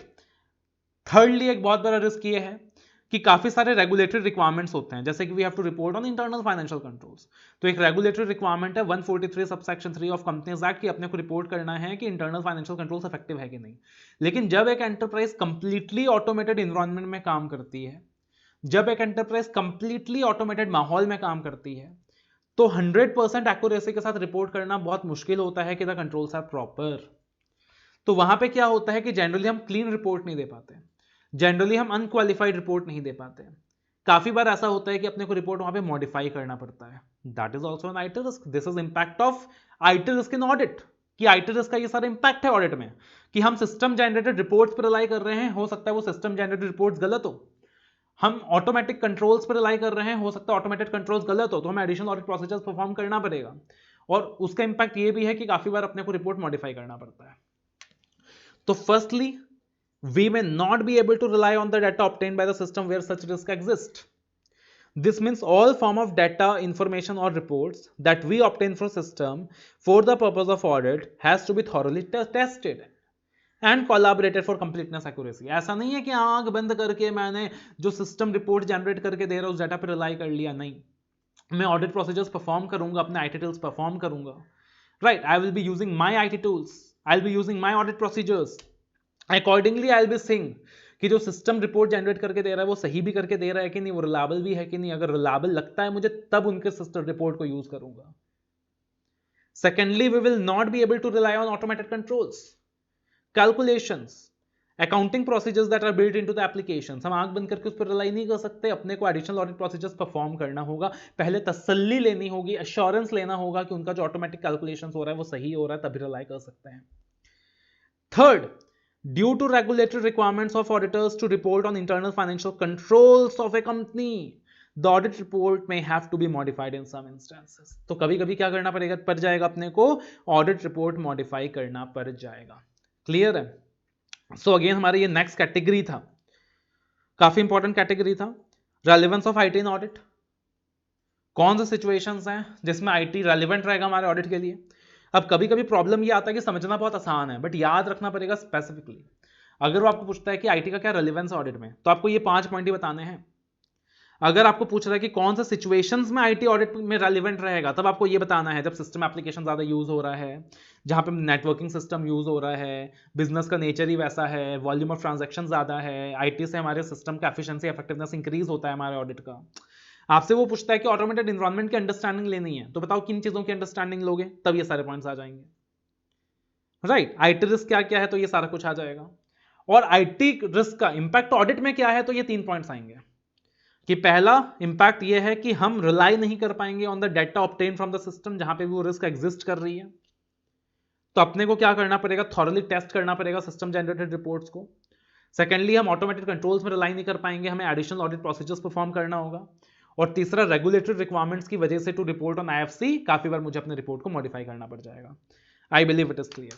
ठीक है, तो जो अगला टॉपिक है वो टाइप्स ऑफ कंट्रोल्स के ऊपर है। उससे पहले अभी तक जितना भी करा है उसको अच्छे से रिवाइज कर लीजिए। अब देखना जो अपना अगला टॉपिक है, that is what are the types of controls in an automated environment. कि ऑटोमेटेड एनवायरनमेंट के अंदर कितने तरीके के कंट्रोल्स होते हैं। बहुत ही आसान है, बहुत ही सिंपल है। देखना, ऑटोमेटेड एनवायरनमेंट के अंदर 3 तरीके का कंट्रोल होता है। एक होता है जनरल कंट्रोल्स, दूसरा होता है एप्लीकेशन कंट्रोल्स, और तीसरा होता है आईटी डिपेंडेंट कंट्रोल्स। ठीक है, बहुत सिंपल है, बहुत आसान है, ध्यान से सुनना, आप खुद लिख पाओगे एग्जाम के अंदर। तो सबसे पहले जनरल कंट्रोल्स। जनरल कंट्रोल्स क्या होता है, और दूसरा क्या है सर, एप्लीकेशन कंट्रोल्स। क्या एप्लीकेशन कंट्रोल्स क्या होता है? देखो यार, बहुत सिंपल सी चीज है। कुछ ऐसे कंट्रोल्स होते हैं जो कंप्यूटर सिस्टम में इन जनरल लगता है, और कुछ ऐसे कंट्रोल्स होते हैं जो किसी स्पेसिफिक एप्लीकेशन के लिए लगता है। तो जो जनरल कंट्रोल्स होता है ना, जो कॉमन सेट ऑफ एप्लीकेशंस के लिए लगता है, राइट, उसको कहा जाता है जनरल कंट्रोल्स। और जो कंट्रोल किसी एप्लीकेशन के ऊपर स्पेसिफिकली लगता है उसको कहा जाता है एप्लीकेशन कंट्रोल्स। फॉर एग्जाम्पल, आप समझ सकते हो, मान लीजिए कि जब कंप्यूटर सिस्टम को आप लॉग इन करते हो, तो कंप्यूटर सिस्टम को जैसे ही आप ऑन करते हो तो वो आपसे क्या मांगता है, आईडी मांगता है और पासवर्ड मांगता है। आप जब आईडी डाल देते हो, आप जब पासवर्ड डाल देते हो, तभी वो आपको एक्सेस देता है। अब वो जो कंट्रोल है, वो क्या किसी स्पेसिफिक एप्लीकेशन के ऊपर लगा हुआ है? नहीं, that is not upon a specific application, that is in the entire computer system. कि जैसे ही आपने कंप्यूटर लॉग इन करा, उसने आपसे आईडी मांगा, आपने पासवर्ड मांगा, आपने जैसे ही आईडी एंटर कर दिया, पासवर्ड एंटर कर दिया, मतलब वो समझ गया कि हाँ ये ऑथेंटिकेटेड यूजर है, इसको ऑथराइज किया हुआ है, और उसके बाद ही उसने आपको एक्सेस दिया। तो इससे क्या हुआ कि जो डाटा की सिक्योरिटी है, जो डाटा की इंटीग्रिटी है, उसको मेंटेन किया जा रहा है। क्योंकि अगर मैंने कंप्यूटर सिस्टम के अंदर कोई भी आईडी पासवर्ड नहीं लगाया, तो कल को कोई भी बंदा आएगा, कंप्यूटर को खोलेगा और मेरे डाटा को मैनिपुलेट कर देगा, मेरे डाटा को डिलीट कर देगा। लेकिन अगर मैंने वहां पे आईडी पासवर्ड लगा दिया, तो क्या हुआ, मैं वो आईडी पासवर्ड सबको तो दूंगा नहीं, मैं वो आईडी पासवर्ड उन लोगों को दूंगा जिन पे मुझे भरोसा है, राइट। तो ultimately what I am doing is I am ensuring the integrity of the overall data, I am enhancing the security of the overall data. But ये जो कंट्रोल लगा है, ये पूरे कंप्यूटर सिस्टम में एज ए होल लगा है, सारे एप्लीकेशंस के लिए एज ए होल लगा है। मेरे कंप्यूटर के अंदर जितने भी एप्लीकेशंस होंगे, टैली है, पीडीएफ एक्रोबैट है, जो भी है, सबके लिए एज ए होल लगा है। कि कंप्यूटर सिस्टम स्टार्ट करते क्या चाहिए, लॉगिन आईडी पासवर्ड चाहिए। तो वो क्या हो गया, जनरल कंट्रोल्स हो गया, जिसका पर्पस है to enhance the integrity of information and security of data. लेकिन अगर यहां पे मैंने कोई एप्लीकेशन के स्पेसिफिक कंट्रोल लगाया होता, कि फॉर एग्जांपल मैंने टैली के रिस्पेक्ट में कंट्रोल्स लगाए हैं, मैंने टैली के अंदर यूजर एक्सेस डिफाइन कर दिया कि टैली को कौन कौन यूज कर पाएगा, टैली के अंदर किसके पास क्या क्या प्रिविलेजेस होगा, तो वो क्या हो गया, एप्लीकेशन कंट्रोल्स की कैटेगरी में चला गया। ठीक है ना। तो अगर मैंने एप्लीकेशन स्पेसिफिक कंट्रोल लगाया तो वो है एप्लीकेशन कंट्रोल्स, और अगर मैंने एक जनरल कंट्रोल लगाया considering all the applications, the entire operating system, the entire IT infrastructure, तो वो कंट्रोल क्या होता है? जनरल कंट्रोल्स होता है। बहुत ज्यादा सिंपल है। तो देखना सबसे पहले general controls. What do mean by general controls? अगर आपसे कोई पूछे, it is the basic controls that can be applied to IT systems such as applications, operating systems, databases and supporting infrastructure. तो जनरल कंट्रोल्स क्या हो गया? ये basic controls हो गए जो अप्लाई किया जा सकता है टू आईटी सिस्टम्स, जैसे कि applications, operating system, database, supporting IT infrastructure. और ऑब्जेक्टिव क्या है? Objective is to ensure the integrity of information and the security of data.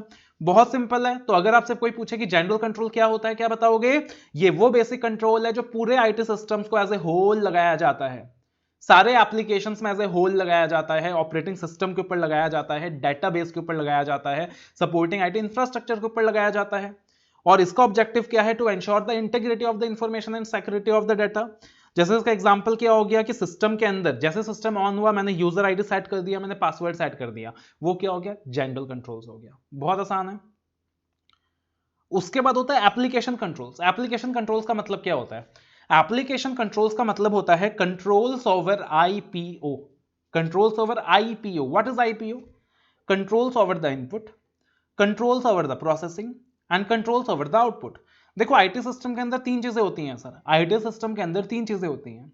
कौन सी तीन चीजें होती हैं? एक इनपुट, जो आप डाटा एंटर कर रहे हो, ठीक है, आप जो डाटा एंटर कर रहे हो, फॉर एग्जांपल परचेज की फिगर्स आपने एंटर करी, सेल्स की फिगर आपने एंटर करी, तो आपने इनपुट डाला, वो इनपुट करेक्ट होना चाहिए।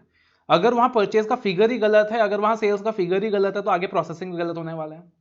आपने जैसे ही परचेज का फिगर डाला, सेल्स का फिगर डाला, वो प्रोसेस होगा, अलग अलग रिपोर्ट्स बनके जनरेट होंगे, वो प्रोसेस होगा पूरा का पूरा। जो भी कैलकुलेशंस वगैरह वो परफॉर्म होंगे, that will be processed. Processing भी एरर फ्री होनी चाहिए। और फिर जो आउटपुट निकलेगा, जो रिपोर्ट निकलेगा, वो आउटपुट भी सिर्फ उन लोगों के पास ही जाना चाहिए जिनको आप देना चाहते हो। फॉर एग्जाम्पल अगर कॉस्ट रिपोर्ट बनकर निकल रही है, तो एक कॉस्ट रिपोर्ट कभी भी जनरल पब्लिक के लिए नहीं हो सकता, वो कॉन्फिडेंशियल है। Right, that is confidential. अगर हम अपने ऑर्गेनाइजेशन की बात करें, तो हमारे ऑर्गेनाइजेशन के अंदर क्या होता है? जो मैंने क्लास रिकॉर्ड करा, वो क्या हो गया? इनपुट। या फिर लेट अस से मैंने जो बुक बनाई, तो स्टार्टिंग में क्या होता है कि एक बुक का वर्ड फाइल मैं बनाता हूं, उसके बाद मैं डिजाइनर को देता हूं, फिर डिजाइनर उसे डिजाइन करता है और फिर वो आप तक पहुंचता है। That is how the system works. ठीक है। तो अब जब मैंने बुक डिजाइन करा, वो क्या हो गया? जब मैंने बुक के अंदर कंटेंट लिखकर डिजाइनर को दिया, वो क्या हो गया? इनपुट हो गया। इनपुट क्या होना चाहिए? कंप्लीट होना चाहिए, इनपुट एरर फ्री होना चाहिए, एक्यूरेट होना चाहिए, वैलिड होना चाहिए। अगर मैंने ही वहां पे नोट्स गलत बनाए हैं और नोट्स गलत बनाकर आगे डिजाइनर को फॉरवर्ड किया है, तो आगे डिजाइनिंग भी गलत ही होगा और जो आउटपुट निकलेगा वो भी गलत ही होगा। दूसरा होता है प्रोसेसिंग, कि मैंने तो मान लो कंप्लीट डाटा डिजाइनर को दे दिया, एक्यूरेट डाटा डिजाइनर को दे दिया, लेकिन आगे अब डिजाइनर क्या कर रहा है? उसको प्रोसेस कर रहा है। तो वहां पे सपोज उसने गलतियां कर दी, मैंने एक क्वेश्चन के 5 पॉइंट्स दिए थे, दूसरे क्वेश्चन के भी 5 पॉइंट्स थे, उसने पहले क्वेश्चन के 5 पॉइंट्स दूसरे क्वेश्चन में डाल दिया, दूसरे क्वेश्चन के 5 पॉइंट्स पहले क्वेश्चन में डाल दिया, दोनों क्वेश्चन की वहां पे हेडिंग सेम रख दी, एक क्वेश्चन को स्किप कर दिया, तो वहां पे क्या हो गया? प्रोसेसिंग के वक्त एरर हो गया। तो वो भी नहीं होनी चाहिए। प्रोसेसिंग बिल्कुल एरर फ्री होना चाहिए। ध्यान रखना है कि जिस तरीके से इनपुट आया था, मेरे को उसी तरीके से प्रोसेस करना है, और फिर वो फाइनल जो आउटपुट मिलेगा, अब वो नोट्स हर किसी के हाथ में पहुंचनी नहीं चाहिए। वो नोट सिर्फ उन बच्चों के हाथ में पहुंचनी चाहिए जिन्होंने क्लासेस परचेज करा है या बुक्स परचेज करा है। तो ये क्या हो गया? आउटपुट हो गया। ये एक मैनुअल कंट्रोल का एग्जांपल था। सिमिलरली ऑटोमेटिक कंट्रोल्स का भी एग्जांपल होता है। फॉर एग्जांपल अगर मेरे को ऑटोमेटिकली एक्टिवेशन कीज देने हैं बच्चों को, तो उसके लिए पहले मैं सिस्टम में इनपुट डालूंगा, बच्चों का डाटा डालूंगा, वो बच्चों का डाटा सही होना चाहिए। राइट। या फिर अगर मैंने ऑटोमेट करा है, तो जो भी लिंक है, जो लिंक मेरा प्रोडक्ट का होगा वो डालूंगा, वो सही होना चाहिए। अगर वो लिंक गलत हो गया, तो आगे प्रोसेसिंग भी गलत होगा। तो पहला इनपुट सही होना चाहिए, इनपुट कंप्लीट होना चाहिए। इंटीग्रेशन के लिए आईटी टीम जो भी मांग रही है, सब कुछ मेरे को प्रोवाइड करना पड़ेगा बराबर से। इंटीग्रेशन के लिए आईटी टीम काफी सारा इंफॉर्मेशन मांगता है कि फॉर एग्जांपल आपके कितने कॉलम्स हैं, जब स्टूडेंट परचेज करता है तो कौन कौन सा इंफॉर्मेशन आप स्टूडेंट से लेते हो, तो वो सारा अपने को आईटी टीम को देना पड़ता है, ताकि वो क्या कर सके? इंटीग्रेट कर सके। फिर प्रोसेसिंग एरर फ्री होनी चाहिए, कि अब जब एक्टिवेशन किस जा रहा है वो सही जानी चाहिए, और आउटपुट सही बच्चों तक पहुंचनी चाहिए। तो ये क्या हो गया? एप्लीकेशन कंट्रोल्स हो गया, है ना। एप्लीकेशन कंट्रोल्स मैनुअल भी होता है, ऑटोमेटेड भी होता है, दोनों तरीके से काम करता है। एप्लीकेशन कंट्रोल्स के अंदर मैनुअल एप्लीकेशन भी जाता है, ऑटोमेटेड एप्लीकेशन भी जाता है। जैसे मैंने बुक वाला एग्जांपल दिया, तो एक मैनुअल कंट्रोल का एग्जांपल था, और मैंने जो एक्टिवेशन की का एग्जांपल दिया आपको, वो एक ऑटोमेटेड कंट्रोल का एग्जांपल था। क्लियर है। और एप्लीकेशन कंट्रोल्स क्या होता है, जो एप्लीकेशन बेस्ड होता है, जैसे स्पेसिफिकली टैली के लिए लगाया, स्पेसिफिकली ईआरपी के लिए कोई कंट्रोल लगाया, तो वो क्या हो गया, एप्लीकेशन बेस्ड कंट्रोल्स हो गया।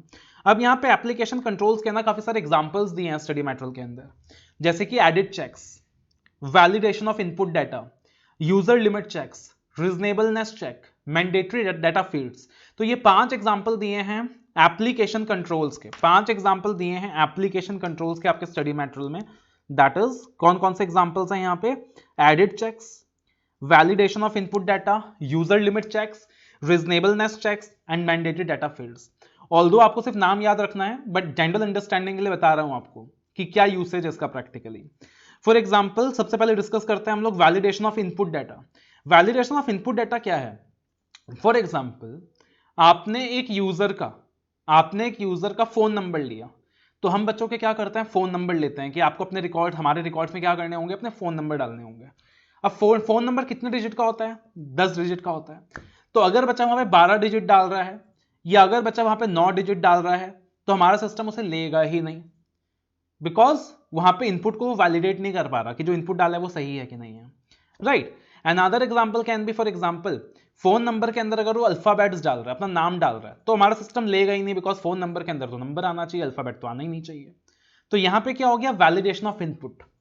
ठीक है, एडिट चेक भी वैलिडेशन ऑफ इनपुट ही है, लेकिन वो प्रोसेसिंग स्टेज में है, कि प्रोसेसिंग स्टेज के वक्त भी सिस्टम चेक करेगा कि चीजें बराबर है कि नहीं है। ठीक है, उसके बाद होता है यूजर लिमिट चेक्स। अब यूजर लिमिट चेक्स क्या होता है, जैसे it is a kind of range check. For example एक ऑर्गेनाइजेशन है जिसमें 500 एम्प्लॉइज हैं, 500 एम्प्लॉइज की अलग अलग सैलरी है। ठीक है, अब क्या 500 एम्प्लॉइज के ऊपर कंट्रोल रखना पॉसिबल है, किसी के लिए नहीं है। मैंने एक यूजर लिमिट सेट कर दी। फॉर एग्जांपल जो लेबर क्लास है, जो हमारे यहाँ पे लेबर क्लास काम करता है, मान लो लेबर में 200 लोग काम करते हैं, उनकी एक मैक्सिमम सैलरी फिक्स कर दी कि मान लो एक दिन के अंदर मैक्सिमम रेम्यूनरेशन कभी इनको जा सकता है तो 500 रुपए प्रति दिन जा सकता है, कि नॉर्मली उनको 200 रुपीज पर डे पे किया जाता है या 300 रुपीज पर डे पे किया जाता है, लेकिन कभी उन्होंने ओवर टाइम कर लिया, कभी कुछ बोनस देना है, तो उस हिसाब से मैक्सिमम 500 रुपए पर डे पेमेंट होगा, उसके ऊपर नहीं होगा। तो अब जो पेमेंट होता है सारा ऑनलाइन ही होता है बड़े ऑर्गेनाइजेशंस के अंदर, तो वहां पे एक रेंज चेक लगा दिया सॉफ्टवेयर के अंदर कि 500 रुपीज पर डे से ज्यादा पेमेंट एक एम्प्लॉय को जा ही नहीं सकता। तो वहां पे क्या हो गया, मैनेजर लेवल पे कोई फ्रॉड नहीं कर सकता। वरना क्या होता, किसी एम्प्लॉय को एक ही दिन में 20,000 रुपए का पेमेंट हो जाता, 10,000 वो कैश में ले लेता, पता भी नहीं चलता, सेटिंग हो जाती है एम्प्लॉय के साथ। लेकिन यहां पे क्या कर लिया, यूजर लिमिट चेक लगा दिया कि 500 rupees per day maximum this can be the salary. Another example, for example, let us say जो भी स्टूडेंट क्लास परचेज करता है तो उनको लिंक जाता है, एक्टिवेशन की जाता है। तो अब सपोज यहां पे जिस एम्प्लॉय को मैंने ऑथराइजेशन दी हुई है, उसके पास अगर कोई लिमिट ना हो, वो जितने चाहे उतने एक्टिवेशन कीज जनरेट कर सकता है। तो क्या होगा, उसके जान पहचान के जो रिश्तेदार होंगे, जो सीए कर रहे होंगे, वो उनको भी एक्टिवेशन कीज दे देंगे एट 50% ऑफ प्राइस, क्या फर्क पड़ता है। लेकिन अगर वहां पे एक यूजर लिमिट लगा दी मैंने कि आपको 100 एक्टिवेशन कीज का ही एक्सेस मिलेगा, जब 100 एक्टिवेशन कीज खत्म हो जाएंगे, आप मुझे 100 यूजर्स का डाटा दिखाओगे, फिर आपको अगले 100 एक्टिवेशन कीज का एक्सेस मिलेगा। तो वो क्या हो गया, यूजर लिमिट चेक हो गया। उसके बाद होता है रीजनेबलनेस चेक। रीजनेबलनेस चेक का मतलब क्या हो गया, रीजनेबलनेस चेक का मतलब यहां पे दो फील्ड्स कंपेयर किया जाता है।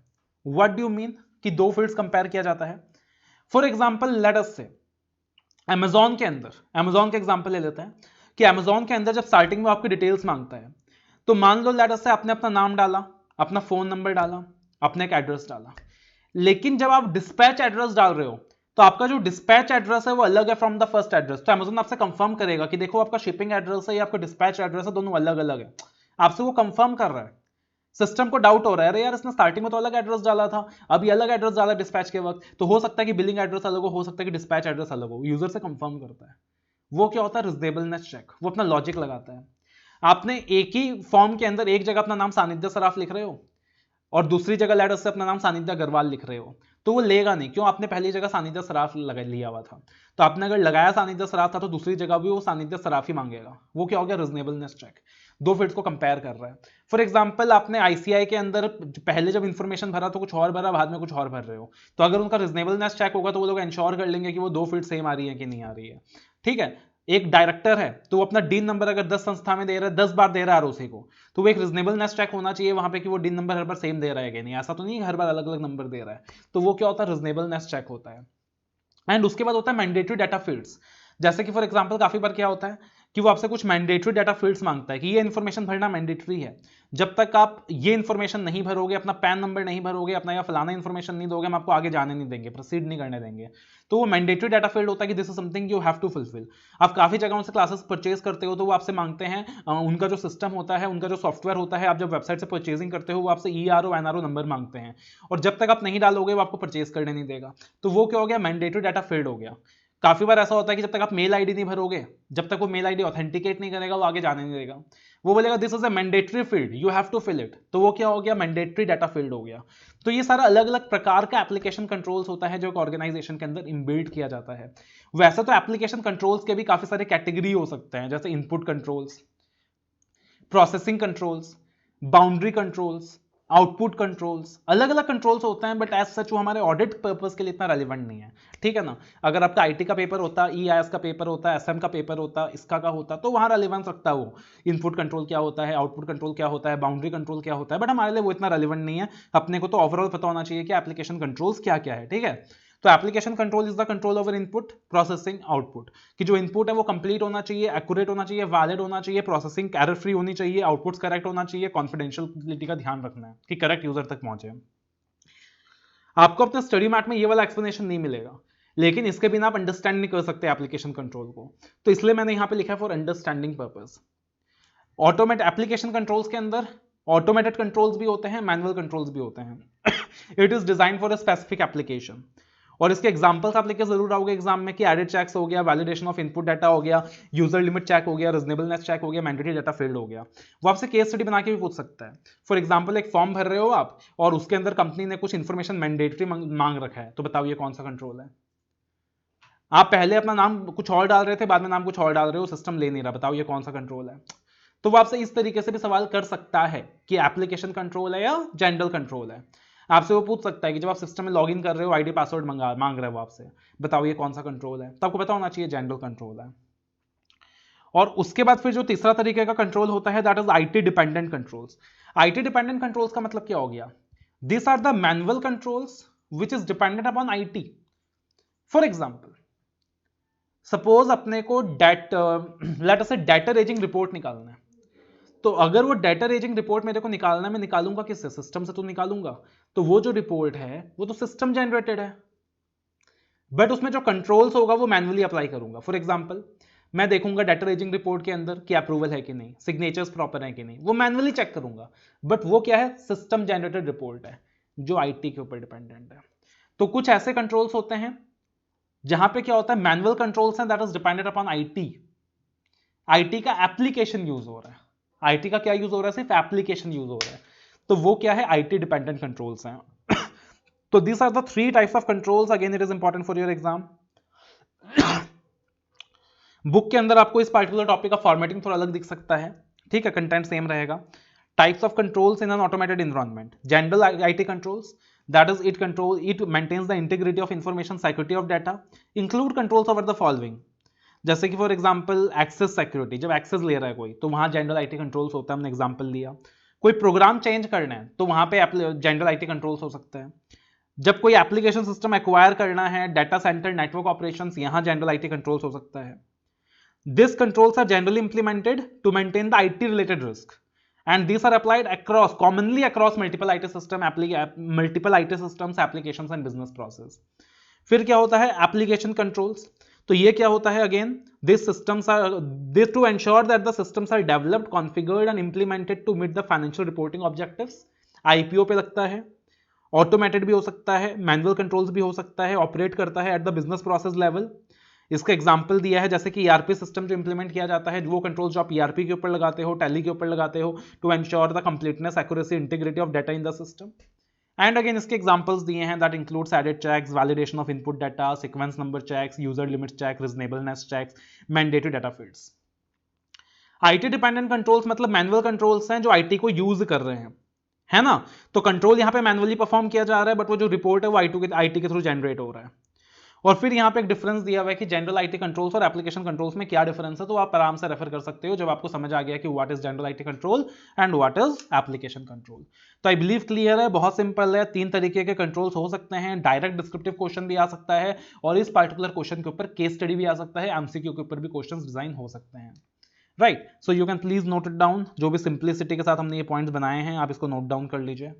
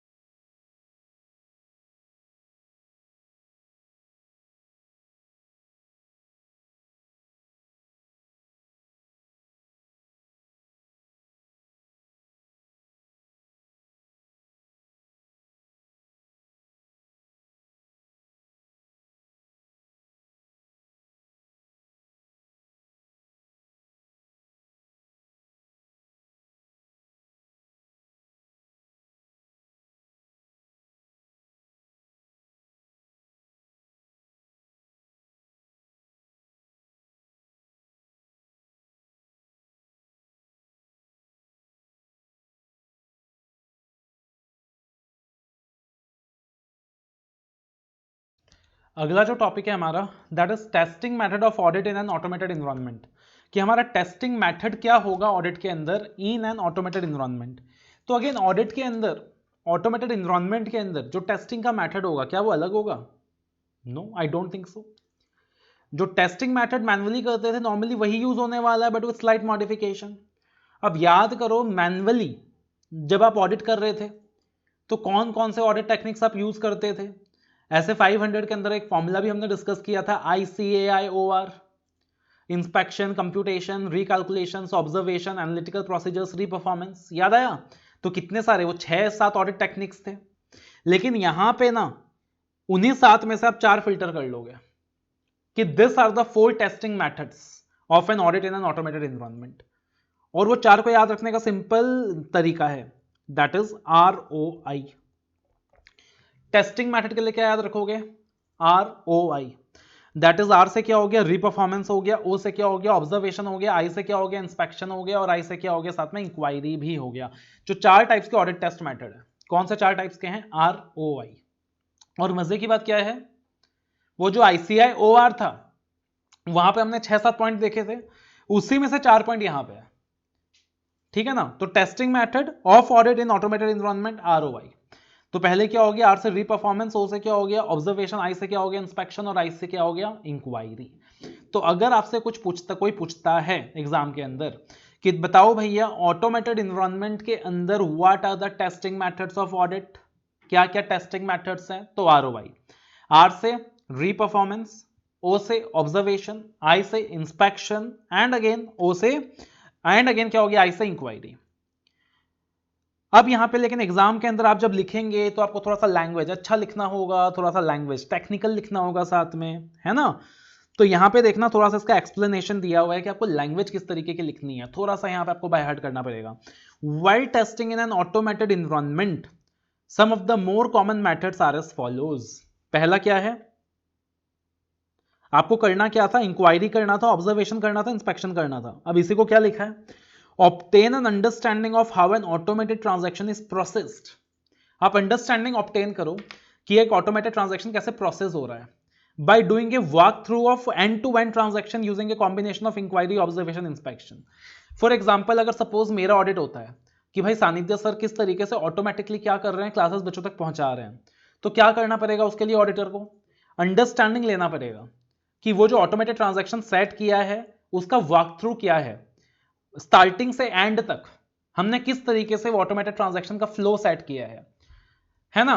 तो वो वॉक थ्रू करेगा, अंडरस्टैंडिंग लेगा। अच्छा, सबसे पहले जो अपना मेंटर का वेबसाइट है उसमें प्रोडक्ट्स लिस्टेड हैं, फिर किस तरीके से वहां प्रोडक्ट्स का जो डिटेल्स है वो फैच करा होगा, किस तरीके से वो आईटी टीम के पास गई होगी, फिर आईटी टीम ने उसमें क्या क्या इंप्लीमेंट करा, किस तरीके से ऑटोमेशन सेट करा, तो उसके कंप्लीट वॉक थ्रू का अंडरस्टैंडिंग वो लेगा by using a combination of inquiry, observation, inspection. Inquiry for example हमारे जो टेक्निकल टीम के हेड हैं, ठीक है, तो हमारे जो टेक्निकल टीम के हेड है अविनाश जी, तो हमारे ऑडिटर्स क्या करेंगे? उनसे इंक्वायरी करेंगे कि आप बताइए कि आपने यहाँ पे ऑटोमेशन कैसे सेट करा। तो they will inquire, they will inspect कि आप बताओ आपने कुछ तो फ्लो बनाया होगा, कुछ तो आपका डॉक्यूमेंटेशन होगा, हमें दिखा दो। दे विल ऑब्जर्व कि अच्छा कैसे किया था, करके दिखाना। they will themselves reperform, they will themselves try to purchase the classes and see how that is working. So that is how the things will go on. उसके बाद observe how a user process the transactions under different scenarios, अलग अलग scenarios के अंदर चीजें कैसे process हो रही हैं. अगर ऑडिट का प्रोडक्ट परचेज करा तब कैसे ऑटोमेशन हो रहा है, लॉ का परचेज करा तब कैसे हो रहा है, कॉम्बो परचेज करा तब वो काम कर रहा है कि नहीं. तो अलग अलग सिनेरियोज में किस तरीके से वो ऑपरेट कर रहा है. And inspect the configuration defined in an application, कि जो कॉन्फ़िगरेशन सेट करा है एप्लीकेशन में वो सही है कि नहीं, कहीं उसकी वजह से कहीं मेरा कॉन्फिडेंशियलिटी रिस्क में तो नहीं आ गया. Right. So that are the things the auditor is going to do. तो when testing in an automated environment, आपको पता है टेस्टिंग के 4 मेथड्स हैं, ROI है, वो याद हो गया आपको. That is reperformance, observation, inquiry, inspection. अब थोड़ा सा लैंग्वेज के हिसाब से लिखना, वरना एग्जाम में मार्क्स नहीं मिलेगा. कि क्या करूंगा मैं, अंडरस्टैंडिंग लूंगा of how an automated transaction is processed. कैसे? By doing a walk through. Technical word use करना है. By using a walk through, by doing a walk through of one end to end transaction using a combination of inquiry, observation, inspection. फिर observe करना है how a user process transactions under different scenarios, और फिर inspect करना है what is the configuration that is defined in the application. बहुत simple है, बहुत सिंपल है. उसके बाद अगेन कहा गया कि reperformance, out of all this techniques reperformance सबसे ज्यादा इफेक्टिव है, सबसे ज्यादा इफेक्टिव है. रीपरफॉर्मेंस मतलब वहां पे क्या होगा, ऑडिटर दोबारा से सब कुछ करके देखेगा सब कुछ सही से हो रहा है कि नहीं, रीपरफॉर्म करके देखेगा.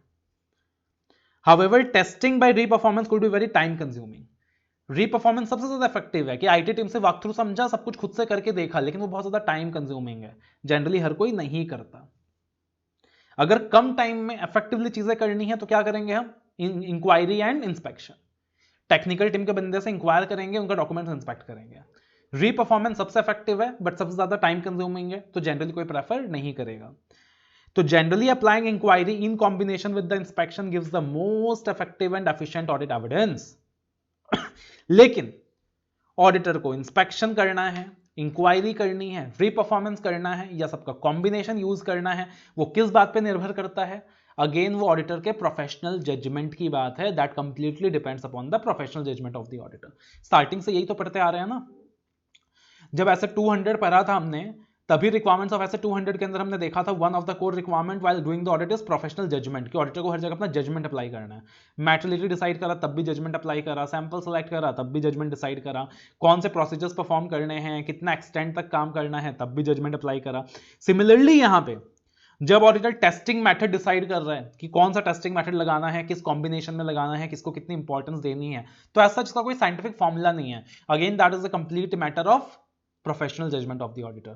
बहुत सिंपल है, आराम से आप लिख के आ जाओगे एग्जाम के अंदर. What are the testing methods of audit in automated environment. 4 methods हैं, वो वॉक थ्रू वाला एग्जांपल है, एंड उसके बाद कौन सा ज्यादा इफेक्टिव है, प्रोफेशनल जजमेंट की बात है. अगला जो कॉन्सेप्ट दिया हुआ है वो दिया हुआ है इंटरनल फाइनेंशियल कंट्रोल्स क्या होता है. अब इंटरनल फाइनेंशियल कंट्रोल्स यहां पे मैं बात नहीं कर रहा, बिकॉज ये वही इंटरनल फाइनेंशियल कंट्रोल्स है जिसके बारे में हमने risk assessment and internal controls chapter में डिस्कशन किया है. तो risk assessment and internal control के चैप्टर पे हमने बहुत डिटेल्ड में डिस्कस करा कि इंटरनल कंट्रोल्स क्या होता है, इंटरनल फाइनेंशियल कंट्रोल्स क्या होता है, हमारी रिपोर्टिंग ऑब्जेक्टिव्स क्या होती है. तो मैं दोबारा से बात नहीं कर रहा, you can refer in that chapter. Right. और इंटरनल फाइनेंशियल कंट्रोल के अलग अलग रेफरेंसेस क्या क्या है कंपनीज एक्ट के अंदर, जैसे हमने वहां पे डिस्कस किया था डेफिनेशन इंटरनल फाइनेंशियल कंट्रोल्स क्या है. तो मैंने आपको एक बताया था कि इंटरनल फाइनेंशियल कंट्रोल्स वो प्रोसेस जो कंपनी डिजाइन करती है टू एंश्योर पारो. एक फॉर्मूला यूज किया था पारो, और उससे सारे पॉइंट्स याद किए थे. और फिर इंटरनल फाइनेंशियल कंट्रोल्स का अलग अलग जगह रेफरेंस आता है, जैसे कि सेक्शन 134 सबसेक्शन 5 क्लॉज ई. तो वहां पे कहा गया कि लिस्टेड कंपनीज के केस में बोर्ड ऑफ डायरेक्टर्स रिस्पॉन्सिबल है for implementing the internal financial control system. उसके बाद 143 सबसेक्शन 3 क्लॉज आई, जहां पे कहा गया है कि स्टैट्यूटरी ऑडिटर्स को अपने रिपोर्ट में लिखना पड़ेगा कि internal financial control system effective है कि नहीं है. तो 134 सबसेक्शन 5 क्लॉज ई के हिसाब से कहा गया है कि लिस्टेड कंपनीज के जो बोर्ड ऑफ डायरेक्टर्स होंगे they are responsible for implementing and designing the internal financial controls. Section 143 subsection 3 clause I में कहा गया है that it's the stat auditors again who are responsible to report कि internal financial control system effective है कि नहीं है. Similarly rules में भी इसका रेफरेंस अपने को देखने को मिलता है. 149 सबसेक्शन 8 और शेड्यूल 4 जब पढ़ते हैं तो वहां पे इंडिपेंडेंट डायरेक्टर के सेक्शन में भी इसका रेफरेंस देखने को मिलता है कि इंडिपेंडेंट डायरेक्टर्स भी क्या करते हैं, इंटरनल फाइनेंशियल कंट्रोल सिस्टम को स्टडी करते हैं. सेक्शन 177 में भी जब फंक्शंस ऑफ ऑडिट कमेटी पढ़ते हैं तो वहां भी इसका रेफरेंस देखने को मिलता है कि ऑडिट कमेटी भी क्या करती है, इंटरनल फाइनेंशियल कंट्रोल सिस्टम को इवैल्यूएट करती है. तो वो सारा कुछ यहां भी दे दिया है. उसके बाद जो अगला कॉन्सेप्ट है, रेदर मैं कहूंगा लास्ट कॉन्सेप्ट है लगभग, डाटा एनालिटिक्स फॉर ऑडिट। कि डाटा एनालिटिक्स फॉर ऑडिट क्या होता है? देखना बहुत सिंपल है। जब हम आईटी सिस्टम्स की बात करते हैं, जब हम आईटी नेटवर्क्स की बात करते हैं, तो आईटी सिस्टम को सक्सेसफुली ऑपरेट करने के लिए क्या चाहिए? Correct data, reliable data. कोई भी आईटी सिस्टम तब तक करेक्टली ऑपरेट नहीं कर सकता जब तक उसको डाटा सही ना मिल जाए, जब तक इनपुट सही ना हो। अगर इंफॉर्मेशन करेक्ट होगा, देखो अल्टीमेटली अपन जितने भी फिल्ट्रेशंस लगाते हैं, जितने भी एनालिसिस करते हैं, सब कुछ डाटा के ऊपर तो करते हैं। मैनेजमेंट अपने को डाटा मिल गया, तो ऑडिट करते वक्त अपन उसमें फॉर एग्जांपल कैलकुलेट करके देखना है।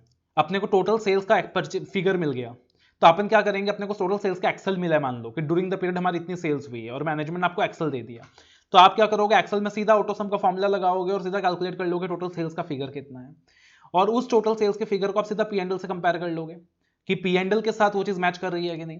अगर वो sales figure P and L के साथ मैच कर रही है तो कहीं ना कहीं अपने को तसल्ली हो गई कि एक्सेल सही है।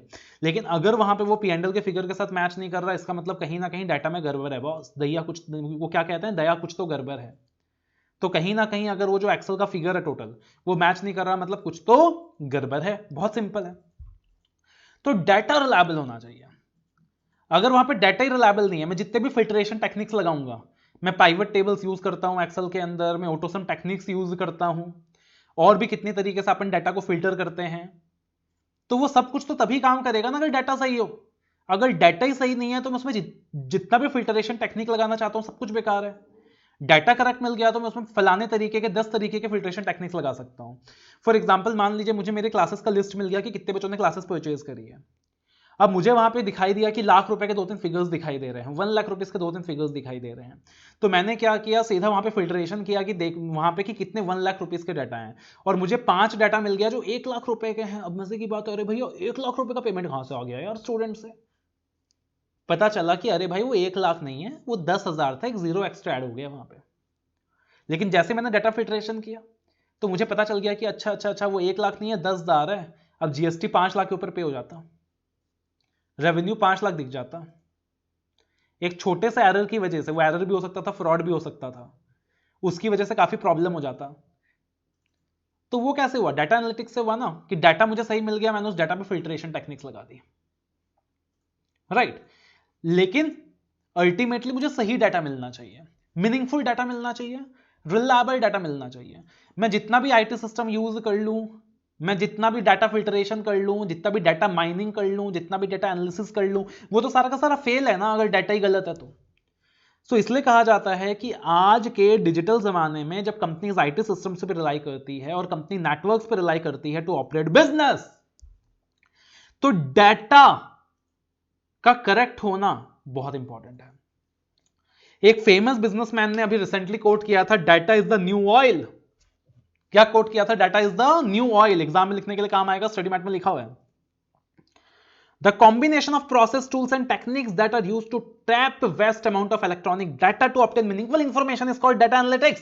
कि जो डाटा अपने को मिलेगा उस डाटा के अंदर अपने को प्रोसेसेस डालने हैं, टूल्स डालने हैं, टेक्निक्स डालने हैं, उससे मीनिंगफुल इंफॉर्मेशन निकालना है, का निचोड़ निचोड़ के इंफॉर्मेशन निकालना है, उसको क्या कहते हैं? डाटा एनालिटिक्स कहते हैं। डाटा को एक्सप्लोर करो।